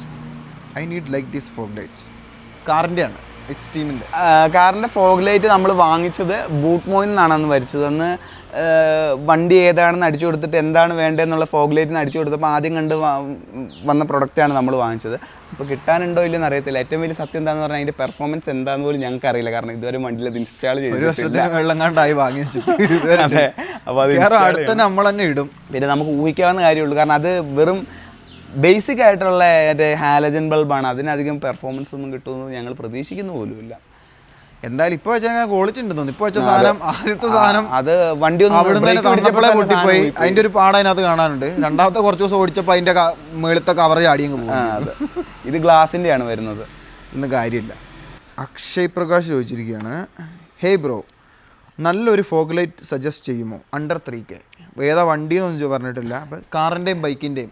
Okay, രണ്ട് രീതിയിലും പറയാം. ഈ 3K അല്ല, ഒരു 3500 രൂപയ്ക്ക് 4000-നടുത്തും കണ്ട വരുന്നത് ഈ മാഡ്ഡോഗിൻ്റെ സ്കൗട്ട് എന്ന് പറയുന്നതുണ്ട്. അതിൻ്റെ ഏറ്റവും ചെറിയ ബേസിക് ആയിട്ടുള്ള 3 ബൾബ് വരുന്ന ഇതുണ്ട്. ചെറിയ ഇതാണ്, പക്ഷെ ഭയങ്കര പവറാണ് ആ സാധനത്തിന്. എനിക്ക് നല്ലൊരു വലിയ വൃത്തികേടുണ്ടാവില്ല. ഫോഗ് ലൈറ്റിൻ്റെ വലിപ്പം വന്ന് വണ്ടിയിൽ വൃത്തികേടാക്കുന്ന ആ വൃത്തികേടും ഉണ്ടാവില്ല. എന്നാൽ നല്ലൊരു അത്യാവശ്യം പെർഫോമൻസും തരും. എൻ്റെ ബൈക്കിൽ ഇനി ഞാൻ ഫോഗ് ലൈറ്റ് വെക്കുവാണെങ്കിൽ അത് വെക്കാനാണ് ഉദ്ദേശിച്ചത്. മിക്കവാറും ഇതിനകത്തും അത് തന്നെ ആയിരിക്കും വെക്കാനുണ്ടാവും. എനിക്ക് ഡിസൈൻ ഇഷ്ടപ്പെട്ടു. അപ്പോൾ അതിന് 3-4000 രൂപ കണ്ട് വരുന്നത്. അപ്പോൾ അതാണ് ഞാൻ ബൈക്കിനാണ് സജസ്റ്റ് ചെയ്യുക. പിന്നെ കാറിനാണെങ്കിൽ ആ ബഡ്ജറ്റിലൊന്നും നല്ലത് കിട്ടുമെന്ന് എനിക്ക് തോന്നുന്നില്ല. നമ്മൾ പുതിയത് വാങ്ങിയത് 2000-2500 രൂപ. അത് പക്ഷേ അത് നല്ലതാണെന്നൊന്നും പറയുന്നില്ല. പക്ഷെ അതിന്റെ മെറ്റൽ പാർട്ടിനൊക്കെ നല്ല, നമ്മളിപ്പോൾ ഇതിൽ വെച്ചതിനേക്കാൾ നല്ലതാണ് അതെ വെച്ചത്. അത്രേ ഉള്ളൂ. പെർഫോമൻസ് എനിക്ക് തരുമെന്ന് തോന്നുന്നില്ല. അത് എന്തായാലും നമുക്ക് OEM സാധനമൊന്നും കിട്ടാൻ പോകുന്നില്ല ഈ വണ്ടിക്ക് അനുസരിച്ച്. കാരണം നോക്കുമ്പോൾ ചില പുതിയ വണ്ടികൾക്കാണ് കിട്ടുമായിരിക്കും, പഴയ വണ്ടികൾക്ക് കിട്ടാൻ സാധ്യത. അക്ഷയ് വി പണിക്കർ ചോദിച്ചിരിക്കുകയാണ്, ബ്രോ ആക്റ്റീവൻ്റെ റിയർ സസ്പെൻഷൻ മാറാൻ എന്ത് കോസ്റ്റ് വരും? ആക്റ്റീവയുടെ റിയർ സസ്പെൻഷൻ ഒരു കഥയാണ്. രണ്ട് രീതിയിലും ഞങ്ങളിപ്പോൾ അത് മാറി. അതായത് OEM സസ്പെൻഷനും മാറി, അല്ല, ആദ്യം OEM-ന്ന് ജൂപ്പിറ്ററിലോട്ട് മാറി, പിന്നെ ജൂപ്പിറ്ററിൽ നിന്ന് നേരെ OEM-ലോട്ട് മാറി. അപ്പോൾ രണ്ടിൻ്റെ ഒരു ഇത് നമുക്ക് പറയാൻ പറ്റില്ല. അത് ഞങ്ങൾ പറയുന്ന ഒരു എസ്റ്റിമേറ്റഡ് റേറ്റ് നമ്മൾ വീട്ടിൽ ഇരുന്ന് ചെയ്യുമ്പോൾ ഉള്ള പൈസ ആയിരിക്കും. പുറത്തുനിന്ന് കൊടുക്കുവാണെങ്കിൽ അതിൻ്റെ കൂടെ ഒരു 1000 രൂപയുടെ കൂടുതൽ പിടിക്കേണ്ടി വരും. പറയാൻ പറ്റില്ല. അപ്പോൾ പണി ഒരു 500 കൂട്ടിയാൽ മതി ഏറ്റവും കൂടുതൽ. ഞാൻ പറഞ്ഞ ഏറ്റവും കുറച്ചുകൂടെ കൂട്ടിയൊക്കെ പിടിക്കാനാണ് ഏറ്റവും നല്ലത്. 1000 പിടിക്കുകയാണെങ്കിൽ സാധനത്തിൻ്റെ വില OEM സസ്പെൻഷൻ ആണെങ്കിൽ ഹീറോയുടെ ഉണ്ട്, ഹോണ്ടയുടെയും വരുന്നുണ്ട്. ഹീറോയുടെ 850 രൂപയാവത്തുള്ളൂ, ഹോണ്ടയുടെ 900 ചില്ലാനം വരുന്നുണ്ട്. രണ്ട് സെയിം സസ്പെൻഷനാണ്. അപ്പോൾ ഹീറോയുടെ വാങ്ങുന്നതായിരിക്കും നല്ലത്. പിന്നെ അതിൻ്റെ കൂടെ ഒരു ബുഷ് മാറ്റേണ്ടി വരും. കുറേ കാലത്തിന് ശേഷം മാറുന്നതാണെങ്കിൽ സസ്പെൻഷനെങ്കിൽ അടിയിലത്തെ ബുഷ് പോയിട്ടുണ്ടാകും സസ്പെൻഷൻ ഇരിക്കുന്നതിൻ്റെ, അത് മാറ്റേണ്ടി വരും. അത് ആക്സസിൻ്റെ ഒക്കെയാണ്, അത് 20 രൂപയാവത്തുള്ളൂ ആ ബുഷ്. അത് പൊതുവേ സ്കൂട്ടറുകൾക്ക് എല്ലാം ഒരേ വലിപ്പം തന്നെയാണ് പുറകിൽ. ആ ബുഷ് നമ്മൾ വീട്ടിൽ ഇരുന്ന് മാറ്റുകയാണെങ്കിൽ ഒരു ബുഷ് പുള്ളർ എന്ന് പറഞ്ഞിട്ടൊരു സാധനം വാങ്ങേണ്ടി വരും. അത് ആമസോണിലുണ്ട്. അതിന് ഏതാണ്ട് 200 രൂപയോ അല്ല, അതിന് 700-800 രൂപ. 700-800 രണ്ടെണ്ണം കിട്ടും. വലുതും കിട്ടും, ഫൗണ്ടേഷൻ ബുഷ് വലിക്കുന്ന കിട്ടും, സസ്പെൻഷൻ ബുഷ്. അതെ, ഭൂരിപക്ഷം വണ്ടികൾക്കും അത് ഉപയോഗപ്പെടും എന്നുള്ളതാണ് അതിൻ്റെ ഏറ്റവും വലുത്. അതിന് അത്രയും രൂപ ചിലവ് വരുന്നുണ്ട്. പിന്നെ വേറെ ഒന്നുമില്ല. ഈ സാധനം നമ്മൾ ഊരുന്നു, ഇത് നേരെ ഇൻസ്റ്റാൾ ചെയ്യുന്നു. പിന്നെ ഇത് ഇതാക്കാൻ റെഞ്ചോ അല്ലെങ്കിൽ ഒരു റെഞ്ചോ നമുക്ക് വേണ്ടി വരും. അല്ലെങ്കിൽ ഒരു ഇത് വേണം, നീളമുള്ള ഒരു ഇതെങ്കിലും വേണം, മറ്റേ ടീ സോക്കറ്റ് റെഞ്ചെങ്കിലും വേണം. അതെ, എന്നാലാണ് തിരിച്ചു ആക്കാൻ. വേറെ നല്ല ഉള്ളിലായിട്ടാണ് ഇരിക്കുന്നത്. അതെ. അപ്പോൾ ടൂളിൻ്റെ കാര്യം പൈസ കൂടെ നോക്കണം. സാധനങ്ങളുടെ മാത്രം റേറ്റ് ആണെങ്കിൽ ജൂപ്പിറ്ററിൻ്റെ ഒരു 1000 ജൂപ്പിറ്ററിൻ്റെ സസ്പെൻഷൻ്റെ കാര്യം പറഞ്ഞല്ലോ അല്ലേ. ജൂപ്പിറ്ററിൻ്റെ സസ്പെൻഷൻ്റെ കാര്യം അഡ്ജസ്റ്റബിൾ വരുന്നത് 1850 രൂപയാണ്. നോൺ അഡ്ജസ്റ്റബിൾ കിട്ടാനുണ്ടോ ഇല്ലയോ എന്ന് അറിയത്തില്ല. കിട്ടുവാണെങ്കിൽ തന്നെ ഏതാണ്ട് 1200 രൂപ വില കൂടിയിട്ടുണ്ട്. അപ്പോൾ 1200 രൂപയ്ക്ക് അടുത്തെങ്ങാനും ആവും. അപ്പോൾ സസ്പെൻഷൻ്റെയും സാധനത്തിൻ്റെ റേറ്റ് മാത്രമാണെങ്കിൽ ഒരു 850, 1200, 1850 രൂപ കൂട്ടാം. അതിൻ്റെ കൂടെ ഒരു ബുഷ് മാറ്റേണ്ടി ഒരു 20 രൂപയുടെ. പുറത്ത് കൊടുക്കുകയാണെങ്കിൽ ഒരു 500, 600, 1000 എനിക്കറിയത്തില്ല. ഓരോ മെക്കാനിക്കുകളുടെ റേറ്റ് അനുസരിച്ചിരിക്കും. 1000 മാറ്റുകയാണെങ്കിൽ ഇതിൻ്റെ കൂടെ എക്സ്ട്രാ ഒരു 10,500, 2000 രൂപ, 1500 രൂപയുടെ സാധനം നമ്മൾ വേറെ ടൂൾസ് ആയിട്ടും കൂടെ കരുതണം. ഇതൊക്കെ ഈ വില പറഞ്ഞ ടൂൾസ് കയ്യിലുണ്ടെന്ന് വിചാരിച്ചിട്ടാണ് ഈ റേറ്റ് പറയുന്നത്. അപ്പോൾ അതാണ് ഒരു 2000, 2500, 3000-ൻ്റെ ഇടയിൽ പഠിക്കണം എങ്ങനെയാണുള്ള റേറ്റ്. അപ്പോൾ ഫൗസാൻ ചോദിച്ചിരിക്കുകയാണ്, ഹായ് ബ്രോ, ഞാനൊരു ബൈക്ക് എടുക്കുന്നുണ്ട്. ബട്ട് RE സ്റ്റാൻഡേർഡ് 350 ആണോ നല്ലത്, ഹീറോ എക്സ്പൾസ് 210 ആണോ നല്ലത്? എനിക്ക് മെയിനായിട്ട് city use and long TRIPS പോവാനാണ്. ഏതാണ് ഒന്നുകൂടി ബെറ്റർ? ഏറ്റവും ചുരുങ്ങിയ ഒരു ഉത്തരമാണ് പ്രതീക്ഷിക്കുന്നതെങ്കിൽ ഞങ്ങൾ രണ്ടുപേരും സജസ്റ്റ് ചെയ്യുന്നത് പൊന്നന് തന്നെയായിരിക്കും സജസ്റ്റ് ചെയ്യുക. ബൈക്കുകളോടാണ് എനിക്ക് താല്പര്യം. അതിന്റെ കാരണം എന്താന്ന് പറഞ്ഞാൽ നമ്മുടെ ഇന്ത്യൻ റോഡുകൾക്ക് പറ്റിയ ഏറ്റവും നല്ല ബൈക്ക് ഇന്നത്തെ കാലത്ത് എടുക്കാൻ പറ്റിയ കാറ്റഗറി ഓഫ് ബൈക്സ് ഇതാണ്, അഡ്വഞ്ചർ ബൈക്കുകളാണ്. നമ്മുടെ റോഡുകളുടെ നിലവാരവും അതിന്റെ രീതിയും കിടപ്പും അറിയാവുന്നവർക്ക് അറിയാം. ഏറ്റവും നല്ല ഇതാണ്. സിറ്റി മാത്രമാണ് ബ്രോ ചോദിച്ചതെങ്കിൽ ഞാൻ പറഞ്ഞതിന് കുറച്ചും കൂടെ നല്ലത് സ്റ്റാൻഡേർഡ്. കാരണം അത് ഒരു ടോർക്കി ആയിട്ടുള്ള എഞ്ചിനാണ്. അപ്പോൾ നമുക്ക് നല്ല സ്ലോ സ്പീഡിൽ വണ്ടി ഓടിക്കാൻ പറ്റും. ഇത് പക്ഷെ ആ ഒരു മേഖലയിൽ കുറച്ച് സ്ലോ സ്പീഡിൽ ചാട്ടും. അതെ, ടോർക്ക് ഭയങ്കര ഓവർ ടോർക്ക് ഉള്ള പോലെ തോന്നുന്നു, സ്മൂത്ത് അല്ല സംഭവം. അപ്പോൾ പിന്നെ ഇതാണ്, സ്റ്റാൻഡേർഡ് കൊണ്ടും യാത്ര ചെയ്യുന്നതിനൊരു കുഴപ്പമില്ല. പക്ഷെ അത് ഹൈ സ്പീഡിൽ അതിനൊരു പരിമിതിയുണ്ട്. അതായത് പോകുന്നതിന് ആ കാര്യത്തിൽ ഈ വണ്ടി കുറച്ചും കൂടെ ഇതായിരിക്കും. 100-110 വരെയൊക്കെ നമുക്ക് സുഖമായിട്ട് ക്രൂസ് ചെയ്യാം. സ്പീഡിന്റെ അല്ലാണ്ട് നമ്മുടെ യാത്ര കംഫർട്ട് നമ്മൾ ലോങ് ഡിസ്റ്റൻസിൽ വലിയൊരു ഘടകമാണ്. അപ്പോൾ ആ സമയത്ത് ലോങ് സ്ട്രോക്ക്, അതായത് ലോങ് ട്രാവൽ ഏറ്റവും നല്ലത്. അതെ, ഈ മറ്റേതിനെ സംബന്ധിച്ചോളം സ്റ്റാൻഡേർഡ് 350 എന്ന് വെച്ചാൽ ചെറിയ ഷോർട്ട് ട്രാവൽ ആയിട്ടുള്ളതാണ്. അതെ. അപ്പോൾ എന്താ പറയുക, നമ്മുടെ റോഡുകളുടെ രീതി നമുക്ക് ഓടിക്കുന്ന നമ്മൾ ആ ഇതിൽ വെച്ച് നോക്കുമ്പോൾ നമ്മുടെ ശരീരത്തിലേക്ക് അധികം വൈബ്രേഷനോ അതായത് ക്ഷീണമോ ഇത് ഓടിക്കുന്നതുകൊണ്ട് ഉണ്ടാവില്ല. മറ്റേ എന്താ പറയുക, നമ്മൾ അപ്രൈറ്റ് ആയിട്ടിരുന്നത് അധികം സസ്പെൻഷൻ ട്രാവലും കൂടി ഇല്ലെങ്കിൽ എന്താ കുഴപ്പമെന്ന് പറഞ്ഞു കഴിഞ്ഞാൽ നമ്മുടെ യാത്ര ക്വാളിറ്റി അതിനെ ഭയങ്കരമായിട്ട് അത് ബാധിക്കും. അതെ. അപ്പോൾ ലോങ് റൈഡ് പോകാം, ഇത് പറഞ്ഞതിൻ്റെ അടുത്ത് ഇതുകൊണ്ട് ലോങ് റൈഡ് പോകാൻ പറ്റില്ല എന്നല്ല, ലോങ് റൈഡ് പോവാം. പക്ഷേ ഇതിനെങ്ങനത്തെ ഒരു പ്രശ്നമുണ്ട് ഈ വണ്ടിക്ക്. അപ്പോൾ ലോങ് റൈഡ് പോകുന്ന സമയത്ത് നമ്മൾ നമ്മുടെ യാത്രാസുഖമാണ് ഏറ്റവും ആദ്യം നോക്കേണ്ടത്. ആ നോക്കുമ്പോൾ ഇതാണ് ഏറ്റവും നല്ലത്. പിന്നെ വേറെ അടുത്തൊരു പ്രശ്നം എന്താണെന്ന് പറഞ്ഞു കഴിഞ്ഞാൽ സർവീസിൻ്റെയാണ്. അതിൽ നേരെ തിരിച്ചു വരും. കാരണം റോയൽ എൻഫീൽഡ് പോയ ലേയിൽ വരെ സർവീസ് ഉണ്ട്. അതായത് ഇന്ത്യയിലെ ഏത് മുക്കിൽ പോയാലും അതിന് സർവീസ് കിട്ടും. അത് ആൾക്കാർ ചെയ്തു തരും. ഈ സാധനത്തിന് പോയി കഴിഞ്ഞാൽ നമ്മുടെ പ്രീമിയയിൽ മാത്രമേ അവിടെ തന്നെ പലർക്കും ഒരു ഐഡിയ ഇല്ല എന്താ ചെയ്യേണ്ടതെന്നുള്ളതിൽ. അതൊരു വലിയ പാർട്സ് സ്പെയർ പാർട്സിന്റെ അവൈലബിലിറ്റി ഇതിന് കുറവാണ്. കാരണം ഈ വണ്ടി അധികമായിട്ടില്ല ഇറങ്ങിയിട്ട്. പിന്നെ അതിലും വേറൊരു കാര്യം എന്താണെന്ന് പറയുമ്പോൾ നിങ്ങൾ താമസിക്കുന്ന സ്ഥലത്ത് ഇതിന്റെ പ്രീമിയം ഷോറൂം ഉണ്ടെങ്കിൽ ഇതെടുക്കുന്നതാണ് ഏറ്റവും നല്ലത്. അതെ, അവിടെയുണ്ട്. ഇതൊക്കെ നമ്മുടെ സാഹചര്യങ്ങളനുസരിച്ചിരിക്കും നമ്മുടെ ഏത് വണ്ടി എടുക്കുന്നുള്ളത്. പിന്നെ എൻ്റെ കാഴ്ചപ്പാടിൽ ഞാൻ ഇതാക്കുന്നത് മനസ്സിന് ഇഷ്ടപ്പെട്ട ഒരു വണ്ടി എടുക്കുക എന്നുള്ളതാണ്. അതിനെടുക്കുക, എന്നിട്ട് അതിനെന്തെങ്കിലും പ്രശ്നങ്ങളോ ഇത് വരികയാണെങ്കിൽ അത് നേരിടാൻ തയ്യാറായിക്കൊള്ളും. അതെ, ഏറ്റവും ആദ്യം മനസ്സിന് ഇഷ്ടപ്പെട്ട വണ്ടി ഏതാണോ അതെടുക്കുക. അതാണ് എന്നെ സംബന്ധിച്ചിടത്തോളം ഞാൻ ഇതാക്കുന്നത്. പിന്നെ ഇപ്പോൾ നമ്മളോട് ചോദിച്ച സ്ഥിതിക്ക് ഷോർട്ട് അതായത് സിറ്റി റൈഡും ലോങ് റൈഡും പോകുന്നത് ഏറ്റവും നല്ല ഏതാണെന്ന് ചോദിച്ചാൽ ഇത് രണ്ടിൽ താരതമ്യേന ഇതാണ് ഏറ്റവും നല്ലത്. അതെ, ഓക്കെ, ഉത്തരം കിട്ടിയെന്ന് ഞാൻ പ്രതീക്ഷിക്കുന്നു. അപ്പോൾ പ്രതീക് ചോദിച്ചിരിക്കുകയാണ്, ബായ്, I need a help. I am servicing my Expulse 210. Can I use Shell or Motul oil instead of exotic? ഷെല്ലിനെ കുറിച്ച് സത്യം പറഞ്ഞു കഴിഞ്ഞാൽ ഇതുവരെ ആരും ബൈക്കുകളിൽ ഒഴിച്ചതായിട്ട് ഇതുവരെ കേട്ടിട്ടില്ല. ഷെല്ലിന്റെ ഇതുവരെ അല്ലേ ആകെ ഞങ്ങൾ ഷെല്ലിനെ ഉപയോഗിച്ചതെന്ന് പറഞ്ഞു കഴിഞ്ഞാൽ നമ്മുടെ സ്കൂട്ടറിൽ ഒരു തവണ ഉപയോഗിച്ചു. അത് ഞങ്ങൾ ഇന്നൊരു ടെസ്റ്റ് ചെയ്യാനായിട്ട് പല ഓയിലുകൾ ടെസ്റ്റ് ചെയ്യാൻ വേണ്ടിയിട്ട് അന്ന് നമ്മൾ ഇതാക്കിയ സമയത്ത് ആ ഒരു ഷെല്ലിന്റെ ഓയിൽ ഒരു വട്ടം വാങ്ങിയത്. ഞങ്ങൾ ഈ ബൈക്കിൽ ഹിമാലയനിൽ ഇപ്പോൾ ഉപയോഗിക്കുന്നത് മോട്യൂളിൻ്റെ 15W50 സെമി സിന്തറ്റിക് ആണ് ഉപയോഗിക്കുന്നത്. അത് അത്യാവശ്യം നല്ല രീതിക്ക് തന്നെ പെർഫോം ചെയ്യുന്നുണ്ട് ആ വണ്ടിയിൽ. ഇതിൽ എക്സോട്ടിക് തന്നെയാണ് യൂസ് ചെയ്യുന്നത്.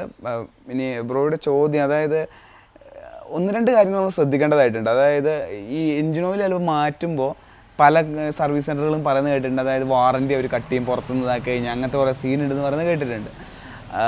ആദ്യത്തെ ചോദ്യം, ആ റിസ്ക് എടുക്കാൻ ബ്രോ തയ്യാറാണോ എന്നുള്ളതാണ്. രണ്ടാമത്തെ കാര്യം എന്ന് പറഞ്ഞു കഴിഞ്ഞാൽ ഒരു ഓപ്ഷനാണ്. അതായത് ഞാൻ ചിന്തിച്ചിട്ട് നല്ല നമുക്ക് ചെയ്യാൻ പറ്റിയൊരു കാര്യം എന്താണെന്ന് പറഞ്ഞു കഴിഞ്ഞാൽ സർവീസ് സെൻ്ററിൽ പോയിട്ട് എഞ്ചിൻ ഓയിൽ മാറുന്ന സമയത്ത് എഞ്ചിൻ ഓയിൽ മാറ്റിക്കുക. അത് കഴിഞ്ഞിട്ട് ഒരു 500-1000 കിലോമീറ്റർ ആ എഞ്ചിൻ ഓയിൽ ഉപയോഗിക്കുമ്പോൾ അതിന് അത്രയൊക്കെ കിട്ടും. അത് കഴിയുമ്പോൾ തന്നെ അത് കമ്പനികളുടെ ഇപ്പോൾ എൻഫീൽഡ് ഇത് ഉപയോഗിച്ചുള്ള ശീലം എനിക്ക് ഉള്ളതുകൊണ്ട് പറയുകയാണ്. ഇതിൻ്റെ ഒക്കെ എന്താ പറയുക 1000 കിലോമീറ്റർ കഴിയുമ്പോഴേക്കും ആ ഓയിലിൻ്റെ ഫസ്റ്റ് ഒഴിച്ച ആ ക്വാളിറ്റി അങ്ങ് പോയി, വണ്ടി ആ റഫ്നെസ് പിന്നെയും തുടങ്ങും.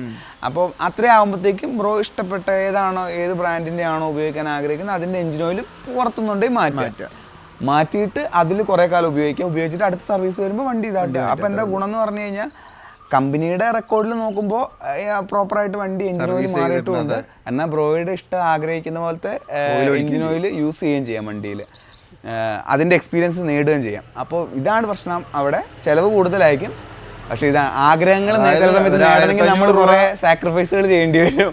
അപ്പോൾ അതായിരിക്കും ഒരു നല്ല വഴി. അതെ, എഞ്ചിൻ ഓയിലിൻ്റെ കാര്യത്തിലാണെങ്കിൽ ഷെല്ലിനെ കുറിച്ച് ഞങ്ങൾക്ക് അറിയത്തില്ല. മോട്യൂൾ ഒഴിക്കാനാണ് പറയുക. ഉപയോഗിച്ചാൽ നല്ലത്.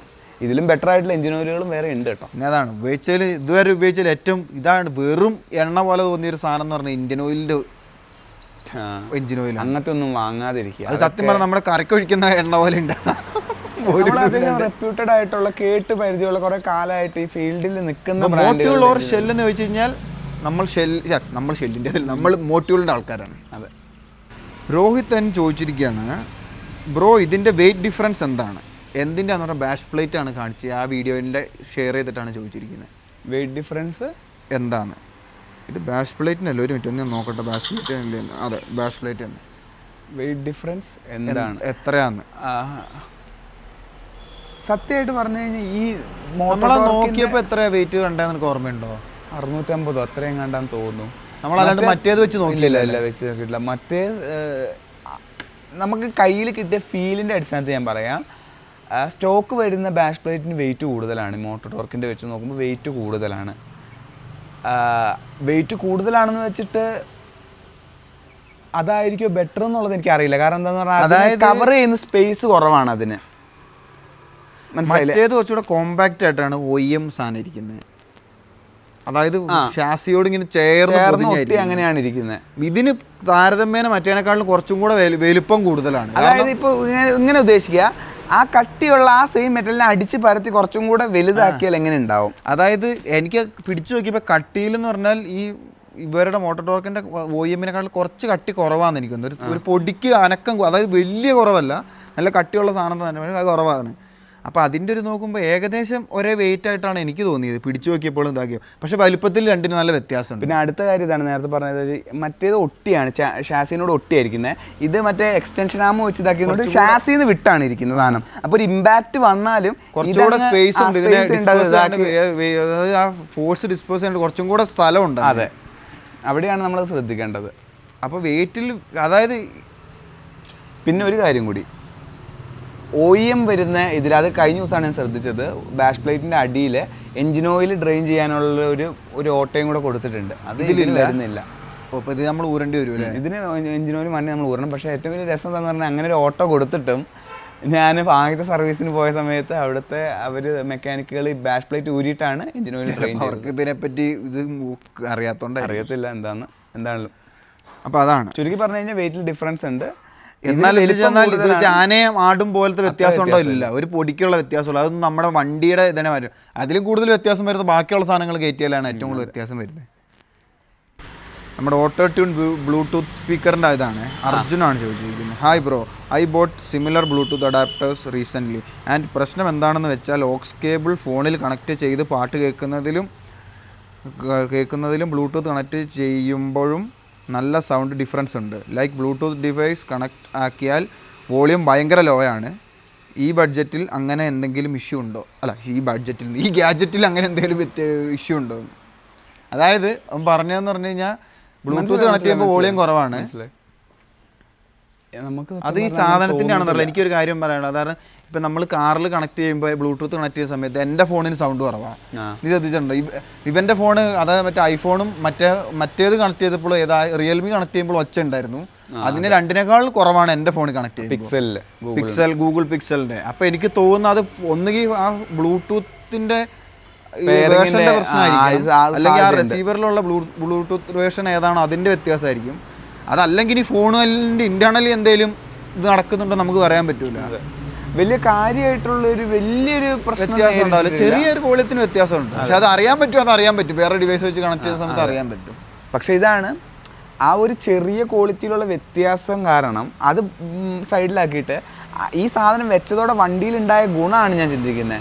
അത് ആ ഒരു ക്വാളിറ്റിയിലുള്ള കുറവിനെ വെച്ച് നോക്കുമ്പോൾ 10 ഇരട്ടി ഗുണമാണ് ഇത് ഇതാക്കി. കാരണം നമുക്ക് വണ്ടിയിൽ ബ്ലൂടൂത്ത് കണക്ട് ചെയ്യാം.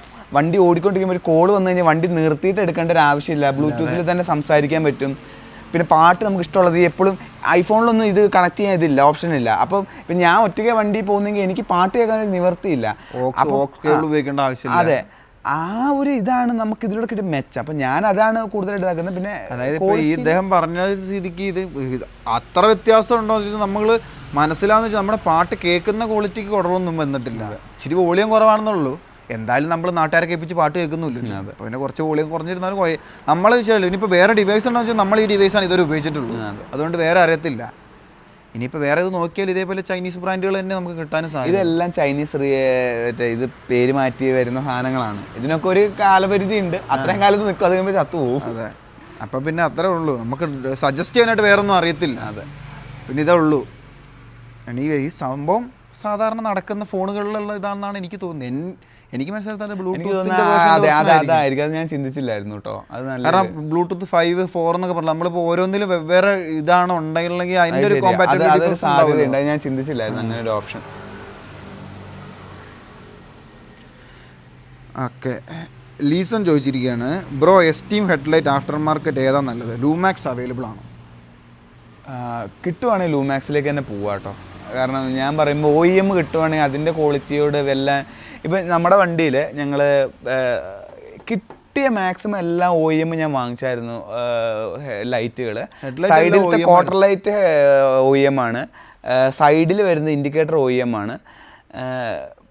ഫ്രണ്ട് ഹെഡ്ലൈറ്റ് എനിക്ക് ഒരെണ്ണേ കിട്ടിയുള്ളൂ, അതിപ്പോഴും അവിടെ മേലെ ഇരിക്കുന്നുണ്ട്. കാരണം അത് മറ്റേ ഇത് വരുന്നതാണ്, അതായത് ലെവലർ വരെയുള്ള ടൈപ്പ് OEM-ൻ്റെ ഇതാണ് കിട്ടിയത്. അതിൻ്റെ മറ്റൊരു പീസ് കിട്ടിയില്ല. 2-3 വട്ടം ഞാൻ ഓർഡർ ചെയ്ത് നോക്കി, അത് കിട്ടുന്നേ ഇല്ല. ബാക്കിലത്തെ ലൂമാക്സിൻ്റെ ഒരു ലൈറ്റ് എൻ്റെ കയ്യിലുണ്ട്, ഒരെണ്ണം മാത്രമേ ഉള്ളൂ, ഒരെണ്ണം ഇതുവരെ കിട്ടിയിട്ടില്ല. അതും അതേപോലെ ഓരോരോ പീസ് ആയിട്ട്. അപ്പോൾ അതുകൊണ്ട് തന്നെ ഫ്രണ്ടിലത്തെയും ബാക്കിലത്തെയും ലൈറ്റ് നമ്മൾ വേറെ ബ്രാൻഡിനാണ് വെച്ചിരിക്കുന്നത്. ഫ്രണ്ടിൽ ലെജൻസ് എന്ന് പറഞ്ഞതിൻ്റെയാണ്, ബാക്കിൽ വന്നിട്ട് മറ്റേ ഓട്ടോലോ, എനിക്കറിയില്ല അങ്ങനെ ഓട്ടോ എന്തോന്ന് വെച്ചാൽ അതെനിക്ക് ഓർമ്മയുണ്ട്.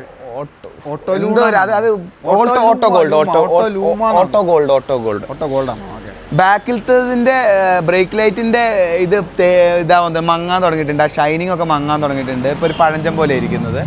ഫ്രണ്ടിലത്തത് ഒരു പരിധി വരെ പിടിച്ച് നിൽക്കുന്നുണ്ട്. പക്ഷേ അതിൻ്റെ കുഴപ്പം എന്താണെന്ന് പറഞ്ഞു കഴിഞ്ഞാൽ അതിൻ്റെ ബോഡിയുടെ കേസിങ്ങിൻ്റെ ക്വാളിറ്റി എൻ്റെ മറ്റേ ലൂമാക്സിൻ്റെ ഒരു വെച്ച് നോക്കുമ്പോൾ ക്വാളിറ്റി കുറവാണ്. അതായത് ഈ വാങ്ങിയ എല്ലാ ഹെഡ്ലൈറ്റും ഞാൻ കണ്ട ഒരു കാര്യം എന്താണെന്ന് പറഞ്ഞു കഴിഞ്ഞാൽ, നമ്മളെ ഒറിജിനൽ അഴിച്ചതിനെ വെച്ച് നോക്കുമ്പോൾ ഇതെല്ലാം പോക്കാണ്. എല്ലാത്തിനും ഒറിജിനൽ ലൂമാക്സിന്റെ കുഴപ്പമില്ലല്ലോ, അതിനും ഇതേപോലെ അതിന്റെ സൈഡിൽ കുറെ പ്ലാസ്റ്റിക് അവിടെ കയറി അങ്ങനെ ഉണ്ട്, അതിനകത്തുണ്ട്. അപ്പൊ ഇതിന്റെയൊക്കെ ഇതെന്ന് പേര് മാത്രമല്ല, ആ നമ്മൾ കാറിന്റെ ഉള്ളിൽ കൂടെ വന്ന അതിന്റെ ക്വാളിറ്റി ഒന്നും ഒരു സാധനത്തിലും പ്രതീക്ഷിക്കരുത്.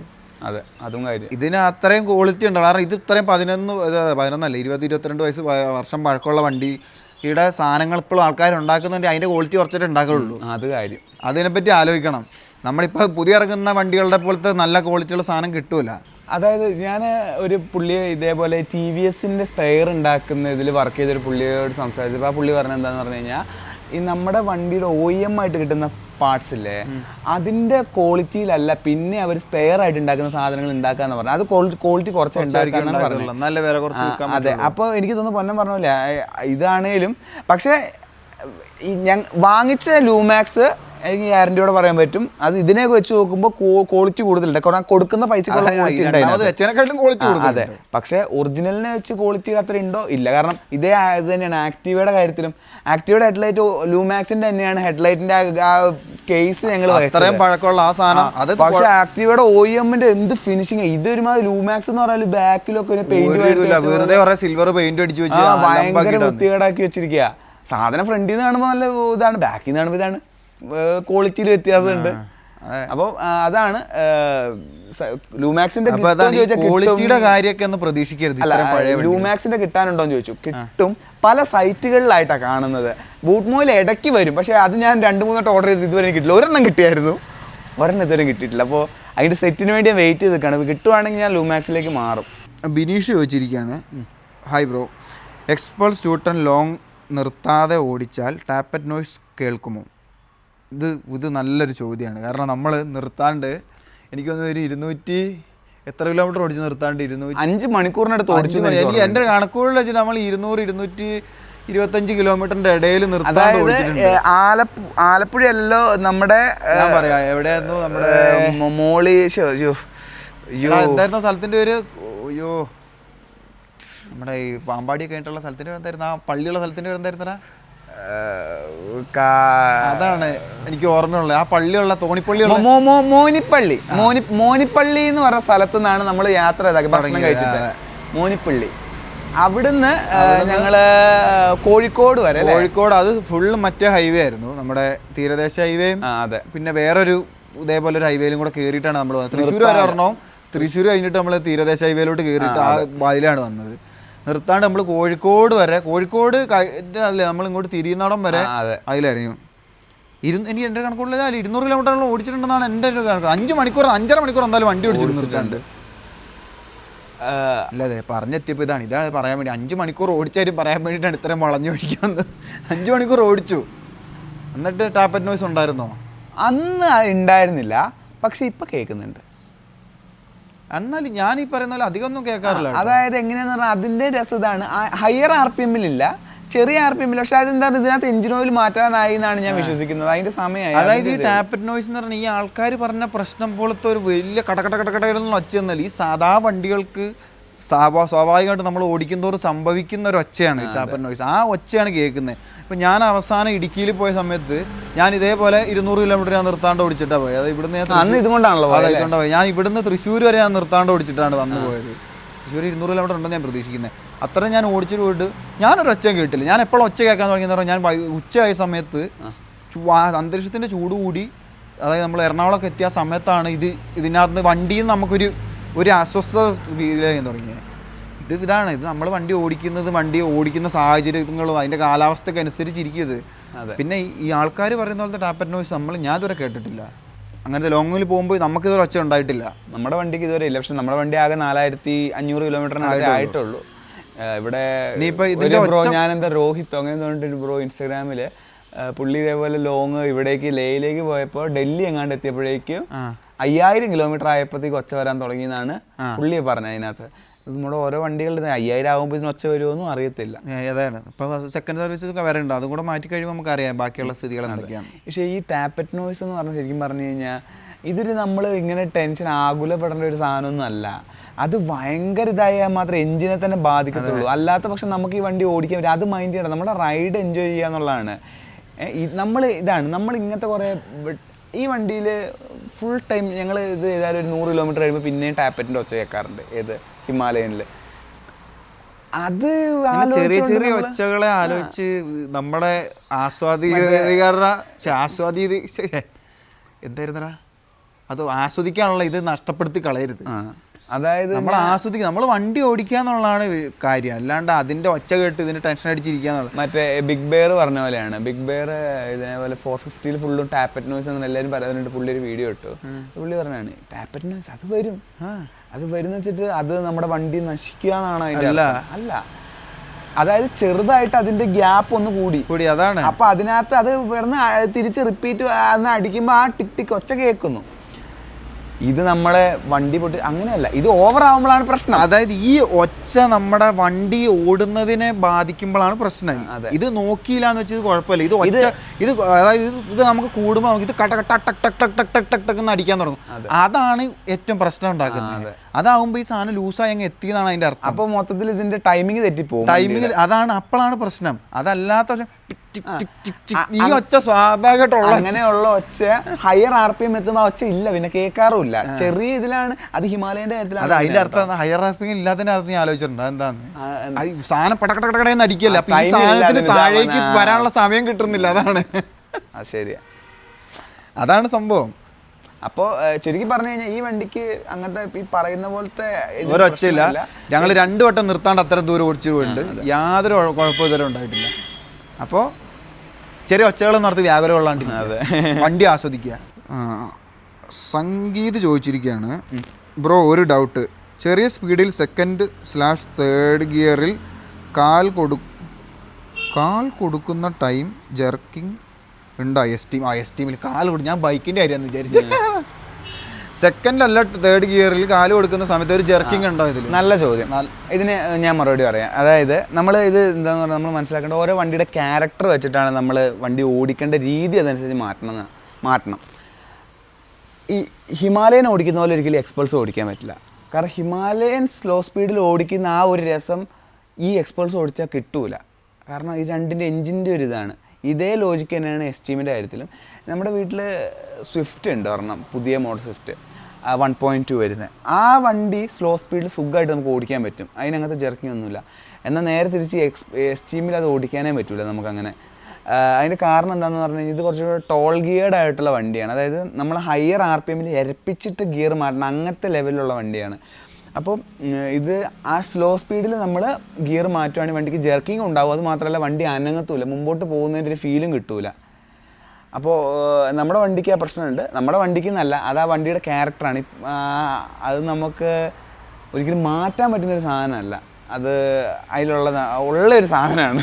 നമ്മുടെ ഈ വണ്ടി എന്ന് പറഞ്ഞാൽ ഐഡിയലായിട്ട് നരിയാക്കി കൊടുക്കുന്ന ഒരു വണ്ടിയല്ലേ. വണ്ടിക്ക് പലതായിട്ട് പ്രശ്നങ്ങൾ വേറെ ഉണ്ട്.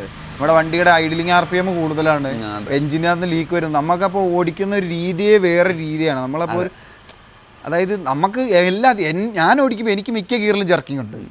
അത് എനിക്ക് ചിലപ്പോൾ ഫസ്റ്റ് ഗിയറിൽ ഇട്ടിട്ട് എടുക്കുമ്പോൾ തന്നെ എനിക്കുണ്ട്. അത് ചിലപ്പോൾ എൻ്റെ ഓടിക്കുന്നതിൻ്റെ കുഴപ്പമായിരിക്കും, അല്ലെങ്കിൽ ഈ വണ്ടിയുടെ പ്രശ്നം കൊണ്ടായിരിക്കാം. കുറച്ച് RPM കയറ്റി ഇട്ടിട്ട് ഓടിക്കുന്നതാണ് ബുദ്ധി. കാരണം അങ്ങനെയാണെങ്കിൽ നമുക്ക് സ്മൂത്തായിട്ട് ഗിയർ മാറ്റാൻ പറ്റും ഇതിനകത്ത്. പക്ഷേ സ്വിഫ്റ്റിൻ്റെ കാര്യത്തിൽ നമുക്ക് ആ കുഴപ്പമില്ല. അത് സ്ലോ സ്പീഡിലാണെങ്കിലും വണ്ടി 2nd 3rd വരെ നമുക്ക് വലിപ്പിക്കാൻ പറ്റും, വലിയ കുഴപ്പമില്ല. അത് ഓരോ എഞ്ചിൻ്റെ ക്യാരക്ടറാണ് കേട്ടോ. പിന്നെ വണ്ടിയുടെ പ്രായം ഒരു ഇതാണ്, ആ വണ്ടി എങ്ങനെ മെയിൻറ്റെയിൻ ചെയ്യുന്നുള്ളൊരു കാര്യമാണ്. ഇതൊക്കെ നോക്കണം. ജെർക്കിംഗ് ഇപ്പോൾ ഉണ്ടോ എന്ന് ചോദിച്ചാൽ ജെർക്കിംഗ് ഉണ്ട്. ജെർക്കിങ്ങിന് ഇതൊന്നുമില്ല. പക്ഷേ വേറെ കാര്യമുണ്ട്, ഇതിൽ ആദ്യം LPG ഉണ്ടായിരുന്നു. LPG ഉണ്ടായിരുന്ന സമയത്ത്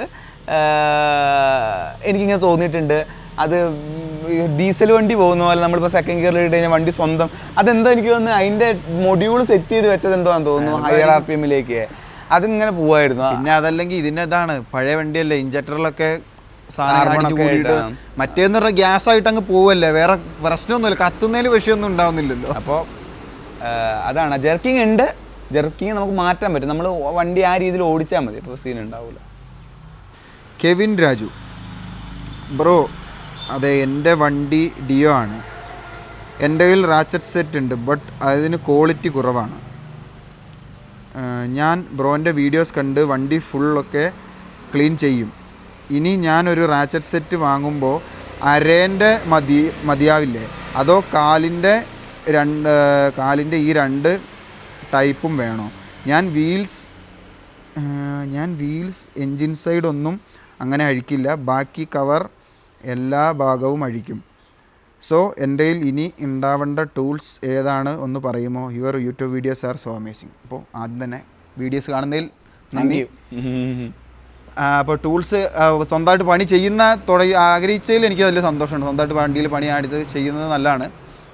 അപ്പോൾ അരയാണോ കാലാണോ വേണ്ടത് ചോദിച്ചാൽ രണ്ടും ഉള്ളത് നല്ലതാണ്. എപ്പോഴും എൻ്റെ ഒരു അഭിപ്രായത്തിൽ നമ്മളൊരു അതായത് ടൂൾ കിറ്റ് ഉണ്ടാക്കുമ്പോൾ വേണ്ടതെന്ന് പറഞ്ഞു കഴിഞ്ഞാൽ ഇതേപോലെ ഒരു റാച്ചറ്റ് സെറ്റ് വേണം. അത് അരയും കാലും വേണം, സ്പാനറിൻ്റെ ഒരു സെറ്റ് വേണം, കുറച്ച് സ്ക്രൂ ഡ്രൈവർ വേണം, പ്ലെയർ വേണം, പിന്നെ ആലൻ കീ സെറ്റ്. ഇത്ര ഉണ്ടെങ്കിൽ നമുക്ക് അത്യാവശ്യം വണ്ടികളിലെല്ലാം പണി ചെയ്യാം. പിന്നെ നമ്മുടെ വണ്ടികൾക്ക് ആവശ്യമനുസരിച്ച് നമ്മൾ വാങ്ങുകയാണ് പിന്നെ ചെയ്യേണ്ടത്.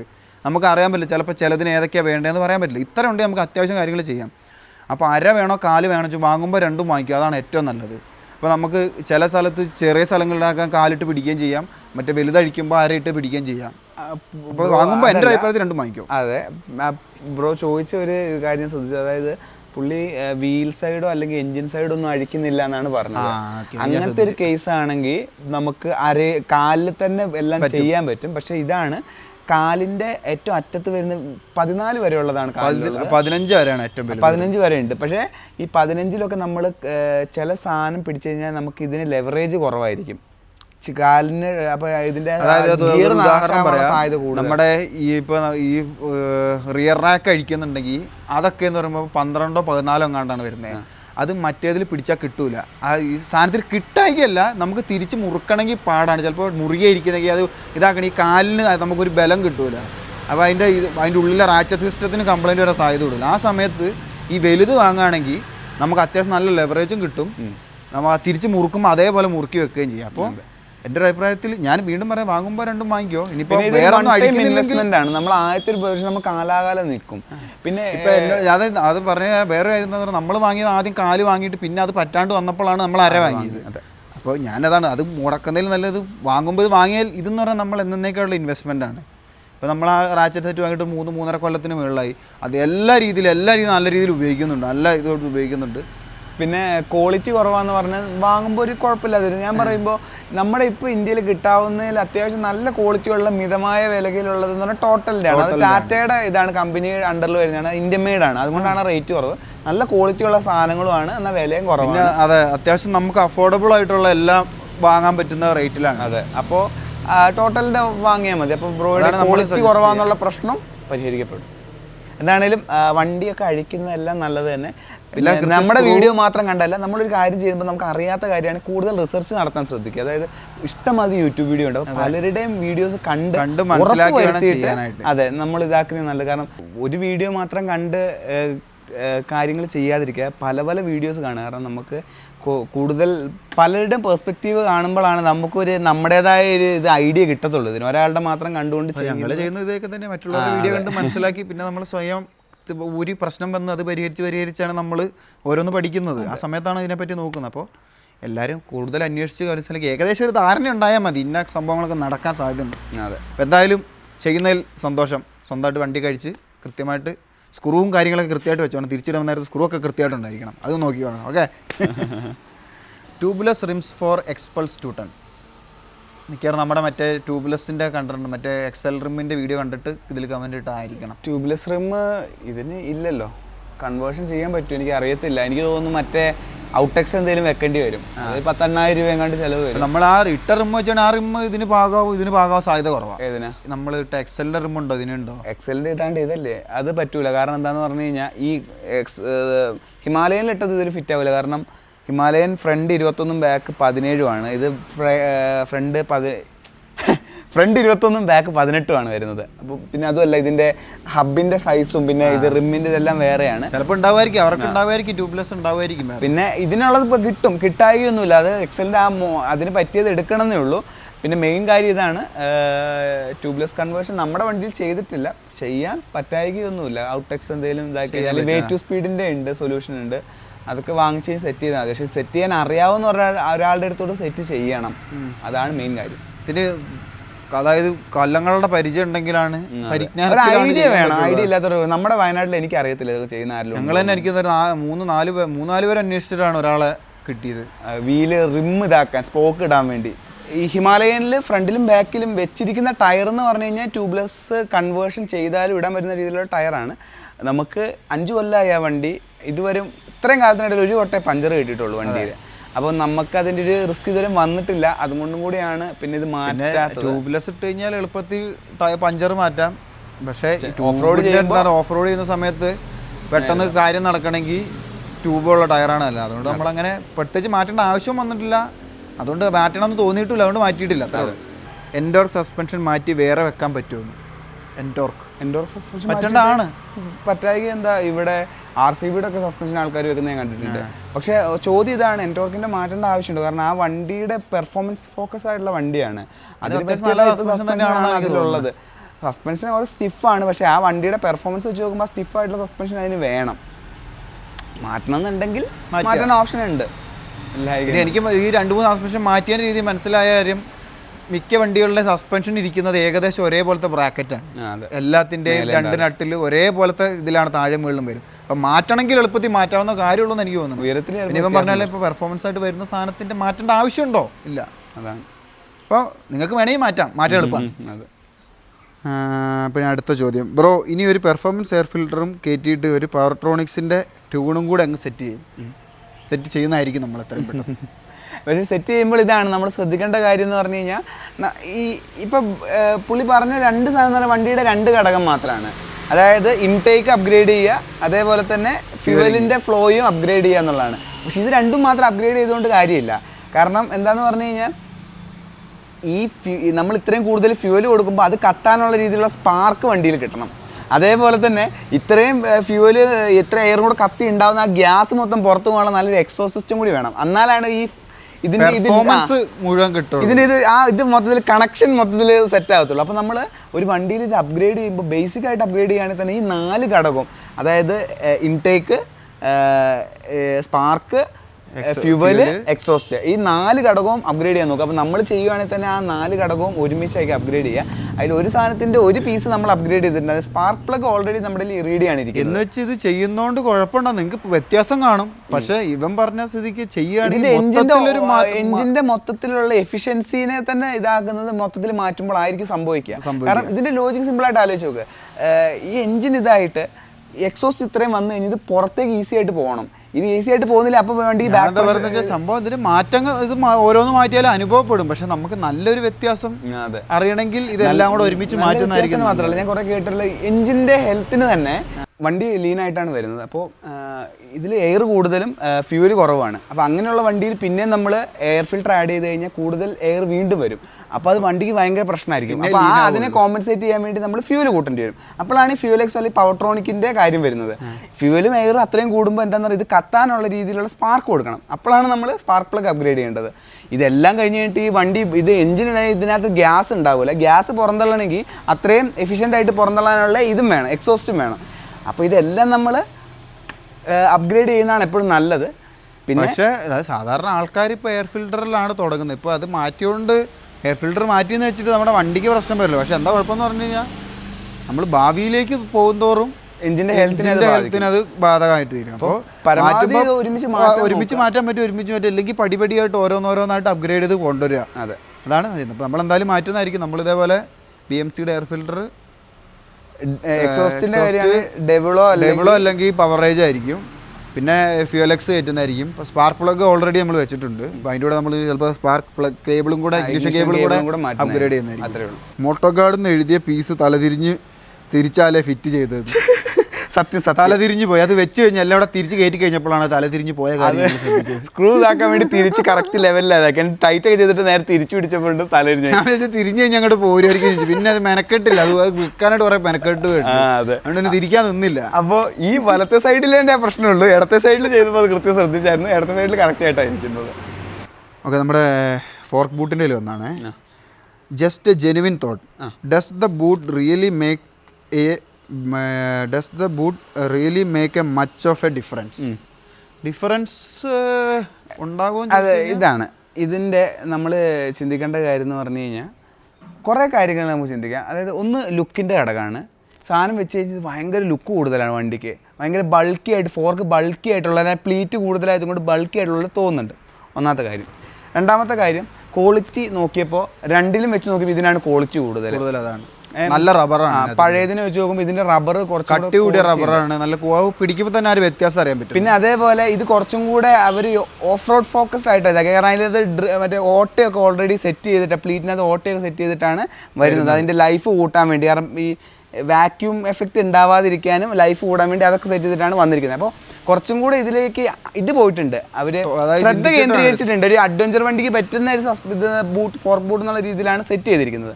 മൂന്നാമത്തെ കാര്യം വിലയാണ്. OEM ഒരു 400 രൂപ എങ്ങാണ്ടല്ലേ വന്നാൽ രണ്ടെണ്ണത്തിന് വരുന്നത്, 400-500 എങ്ങാണ്ട് രൂപയാണ് വരുന്നത്. ഇതിന് ഒരെണ്ണത്തിന് 120 രൂപ വരുന്നുള്ളൂ, രണ്ടെണ്ണത്തിന് 220 രൂപ അല്ല 240 രൂപ വരുന്നുള്ളൂ. അപ്പോൾ വിലയുടെയും വലിയൊരു ഘടകമാണ്. പിന്നെ അതല്ല, അതായത് ശരിക്കും ഫോർക്ക് ബൂട്ടാണോ ഡിഫറൻസ് വരുത്തുന്നതെന്ന് ചോദിച്ചു കഴിഞ്ഞാൽ അല്ല, അതായത് അതല്ലേ ഫോർക്ക് ബൂട്ട് വേണോ വേണ്ടോ എന്നാണോ ഇനി അത് ഉദ്ദേശിച്ചതെന്ന് ചോദിച്ച് ആ ചോദ്യത്തിലേ ഇതാണ് ഇങ്ങനത്തെ ഘടകം ചോദിച്ചു കഴിഞ്ഞാൽ ഫോർക്ക് ബൂട്ട് എന്തായാലും നമുക്ക് വേണം. അപ്പോൾ ഏറ്റവും കൊള്ളയിൽ നല്ല സാധനം ഇട്ട് കഴിഞ്ഞാൽ അതെ കുറച്ചുകൂടെ ഏറ്റവും നല്ല നമ്മുടെ ഫോർക്കിൻ്റെ ലൈഫിൽ ഏറ്റവും ഗുണം ചെയ്യത്. പിന്നെ ഇൻസ്റ്റാഗ്രാമിൽ ഒരു പുള്ളി ഇതേപോലെ പറഞ്ഞ ഒരു കാര്യം അത് ഞാൻ ശ്രദ്ധിച്ചായിരുന്നു. അതായത് ഫോർക്ക് ഇരിക്കുമ്പോൾ വണ്ടിയിൽ ഇരിക്കുമ്പോൾ ഇതിന് നീളം കൂടുതലായതുകൊണ്ട് ആ പ്ലീറ്റ് കൂടുതലായതുകൊണ്ട് കുറച്ച് ചെരിഞ്ഞാണ് ഇരിക്കുന്നത്. അതൊരു വലിയ പ്രശ്നമുള്ള കാര്യമൊന്നുമില്ല, കാരണം വണ്ടി ഓടുമ്പോൾ പിന്നെ അതൊന്നും അറിയത്ത് പോലും നമ്മൾ ശ്രദ്ധിക്കത്ത് പോലും ഇല്ല.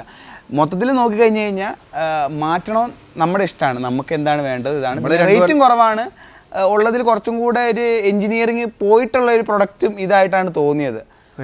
നല്ല മാറ്റിയത് നമ്മൾ നല്ല മൊത്തത്തിൽ ക്വാളിറ്റിയും കുറവാണ് മാറ്റിയതിനെ വെച്ച്. അല്ല ക്വാളിറ്റി അല്ല, ക്വാളിറ്റി കൂടുതലാണ്. അതെ ക്വാളിറ്റി കൂടുതലുമാണ് മറ്റേതിനെ വെച്ച് നോക്കുമ്പോൾ റേറ്റും കുറവാണ്. പിന്നെ ഇത് മാറ്റാനായിട്ട് നമ്മളോട് പ്രധാന കാര്യം എന്ന് പറഞ്ഞാൽ ബെൻ പറഞ്ഞുകൊണ്ടാണ് നമ്മൾ ബെൻ ഇതിൽ മാറ്റി വെച്ചുകൊണ്ടാണ് നമ്മൾ കണ്ടപ്പോഴും നല്ല ലുക്ക് തോന്നി. പുള്ളി ഇങ്ങനത്തെ ഓരോന്ന് പരീക്ഷിക്കും, ഞങ്ങളിത് തിരിച്ച് ചെയ്യും. അതെ നല്ല മാറ്റിയിട്ട് നല്ല വ്യത്യാസമുണ്ട്. അതെ എഞ്ചിൻ ഗാർഡിൻ്റെ വീഡിയോയിലുണ്ട് നിങ്ങൾ കമൻറ്റ് വന്നാണേ, നിങ്ങൾക്ക് ആലൻ കീ ഒക്കെ ഉണ്ടെന്ന് വെച്ച് എപ്പോഴും അതിട്ട് തിരിച്ചാൽ ത്രെഡൊക്കെ പോകും, അതോടെ എല്ലാം ശുഭം. ത്രെഡ് ഇന്നാൾ ഒരെണ്ണം മാറ്റിയപ്പോൾ പോയായിരുന്നു. ആക്സസിൻ്റെ ഫോർക്ക് വലിയ ചെയ്യാൻ വേണ്ടി നോക്കിയ സമയത്ത് അതിൻ്റെ മഡ്ഗാർഡ് ഇരുന്ന സാധനം വെച്ചിട്ട് തിരിച്ചിട്ട് അത് ആലൻ കീയുടെ പ്രശ്നമല്ല, ആ സ്ക്രൂവിൻ്റെ പ്രശ്നമായിരുന്നു. ആ സ്ക്രൂ തുരുമ്പിച്ച് അതിനകത്ത് ഇരുന്നിട്ട് ത്രെഡ് പോയായിരുന്നു. പക്ഷേ ഈ ചോദ്യം വന്നിരിക്കുന്നത് അല്ല, അത് ത്രെഡ് അതായത് ത്രെഡല്ല പോയത്, അതിൻ്റെ നമ്മുടെ ഈ ആലനിക്ക് കയറ്റുന്ന ആ സ്പേസാണ്, അതാണ് പോയത്. അല്ല ഈ ചോദ്യത്തിൻ്റെ ഒരു ഇതെനിക്ക് അതായത് ഇതാണ് നമ്മുടെ എൻജിൻ ഗാർഡിൻ്റെ ഇതിലാണ് വന്നിരിക്കുന്നത്, തിരിച്ചു കഴിഞ്ഞാൽ ത്രെഡ് പോകുമെന്ന്. പക്ഷെ നമുക്ക് ഇത് എത്രയും കാലം തിരിച്ചാൽ ആകെ ഒരു വട്ടമാണ് ആലനിക്ക് കൊണ്ട് എന്തെങ്കിലും ഒരു അബദ്ധം പറ്റിയത്. അതെ, ഈ ഇതിൻ്റെ എൻജിൻ ഗാർഡ് ഊരിയപ്പോൾ ഒരു സൈഡിൽ ആ ഒരു ബോൾട്ട് ഊരാൻ കുറച്ച് മെനക്കെട്ടായിരുന്നു. കാരണം അതെന്താണെന്ന് പറഞ്ഞു കഴിഞ്ഞാൽ അതിൻ്റെ ഉള്ളിൽ തുരുമ്പെടുത്ത് ഇതേപോലെ തുരുമ്പിച്ച് ആക്സസിൻ്റെ വെച്ച് നോക്കുമ്പോൾ കുറച്ച് തുരുമ്പ് ഉണ്ടായിരുന്നുള്ളൂ, അതുകൊണ്ട് അത് പിടിച്ച് വെക്കായിരുന്നു. പിന്നെ ഇങ്ങനത്തെ കുടുങ്ങിയ തുരുമ്പ് ഓടിക്കാൻ നമ്മുടെ ഒരു ഐഡിയ ഉണ്ട്, നമ്മൾ ചുറ്റിക്കൊണ്ട് അടിച്ചടിച്ചടിച്ച് തിരിക്കലും അടിക്കലും ഒരുമിച്ച് ചെയ്ത് ഇളക്കിയെടുക്കലുണ്ട്. അങ്ങനെ ഇളക്കിയെടുത്തു. അതുകൊണ്ട് തിരിച്ചാൽ പോകുന്നുള്ള കാര്യം നമുക്കറിയാം, ശുഭമായ കാര്യം നമുക്ക് അനുഭവമുണ്ട്. അതുകൊണ്ട് ചോദിച്ചതിന് നന്ദി. ഫുൾ കംപ്ലൈൻ്റ് ആണ്, വേസ്റ്റ് സർവീസ്. ആര് ചെന്ന് പെടല ഈ വെടല വണ്ടി വാങ്ങി. ഓക്കെ, താങ്കളുടെ അഭിപ്രായമാണ്. നമ്മൾ വാങ്ങിയിട്ട് നമുക്കൊരു കുഴപ്പമില്ല. പിന്നെ സർവീസിൻ്റെ കാര്യം പൊതുവേ ഈ വണ്ടി പുതിയതായതുകൊണ്ട് അവർക്കും പ്രത്യേകിച്ചൊരു ധാരണയില്ല ഇതിനെപ്പറ്റി. അതുകൊണ്ടാണ് നമുക്ക് കംപ്ലൈൻറ്റ് ഇല്ലാത്തതുകൊണ്ട് നമുക്ക് വണ്ടി നല്ല വണ്ടിയാണെന്ന് ഞങ്ങൾ പറയുള്ളൂ. ഓരോരുത്തരുടെ അനുഭവങ്ങളാണ് ഓരോരോ തീരുമാനങ്ങളിലേക്ക് എത്തിക്കുന്നത്. ഈ ബ്രോയുടെ വണ്ടി അങ്ങനെ ആയിപ്പോയതിൽ നമ്മൾ ഖേദിക്കുന്നു, അല്ലാണ്ട് നമുക്കൊന്നും പറയാനില്ല, സഹതപിക്കാന്നല്ലാണ്ട് വേറെ ചെയ്യാൻ പറ്റൂല. അതിനകത്ത് നമ്മുടെ വണ്ടിക്ക് കുഴപ്പമില്ലാത്ത ഞങ്ങൾക്ക് വണ്ടി നല്ല ഇഷ്ടമാണ്. ഇനിയിപ്പോൾ എൻ്റെ ഒരു അനുഭവത്തിൽ വെച്ച് എൻ്റെ രീതിയിൽ ഞാൻ വണ്ടി നാശമായാലും എങ്ങനെയും നന്നാക്കിയെടുത്ത് അതിനെ തിരിച്ചിതാക്കാൻ നോക്കും, ഉപയോഗിക്കാനേ ഞാൻ നോക്കുള്ളൂ. അപ്പോൾ നിങ്ങൾക്ക് അത് സംഭവിച്ചാൽ ഖേദിക്കുന്നതാണ്. അതെ, ഓരോരുത്തരുടെ അഭിപ്രായമാണ്. ബ്രോയ്ക്ക് അതാണ് അഭിപ്രായം, ഞങ്ങൾക്ക് നേരെ തിരിച്ചാണ് അഭിപ്രായം. ഇത് നമ്മുടെ പഴയ എസ്റ്റീമിൻ്റെ വണ്ടിയിലാണ് വന്നാണ് പാർട്സ് വാങ്ങിയ എൻ്റെ വീഡിയോയിൽ വന്നു. ബ്രോ പാർട്സ് എവിടെ നിന്ന് എടുക്കുന്നതാണ്? പാർട്സ് ബൂട്ട്മോയിൽ കിട്ടും, പാർട്സ് ബിഗ് ബോസ് ഉണ്ട്, പാർട്സ് ബിഗ് ബോസിൽ നിന്ന് കിട്ടും.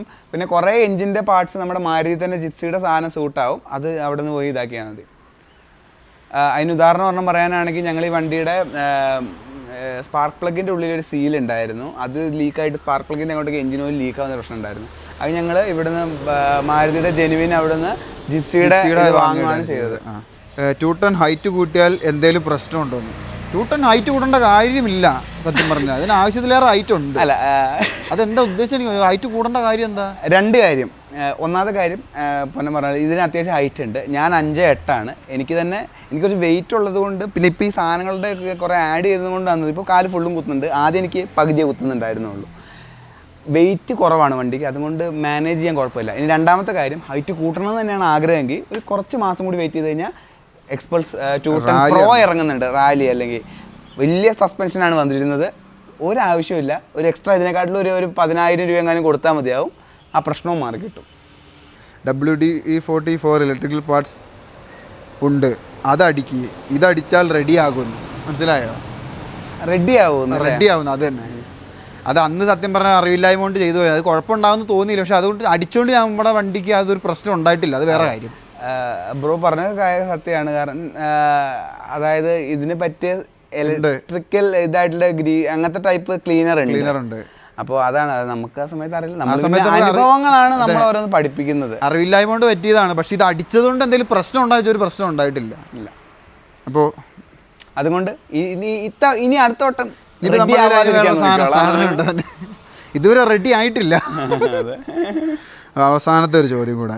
എൻ്റെ എൻ്റെ 210 എൻജിൻ സൗണ്ടായിട്ട് ഹെഡ് മാറ്റി വെച്ചതാണ് ബ്രോ. ബ്രേക്കിൻ ഒക്കെ പക്കായിരുന്നു. Still it's gonna. 1 മാസം ഷോറൂമിലിരുന്നു. നമുക്ക് അതിലൊന്നും പറയാനില്ല.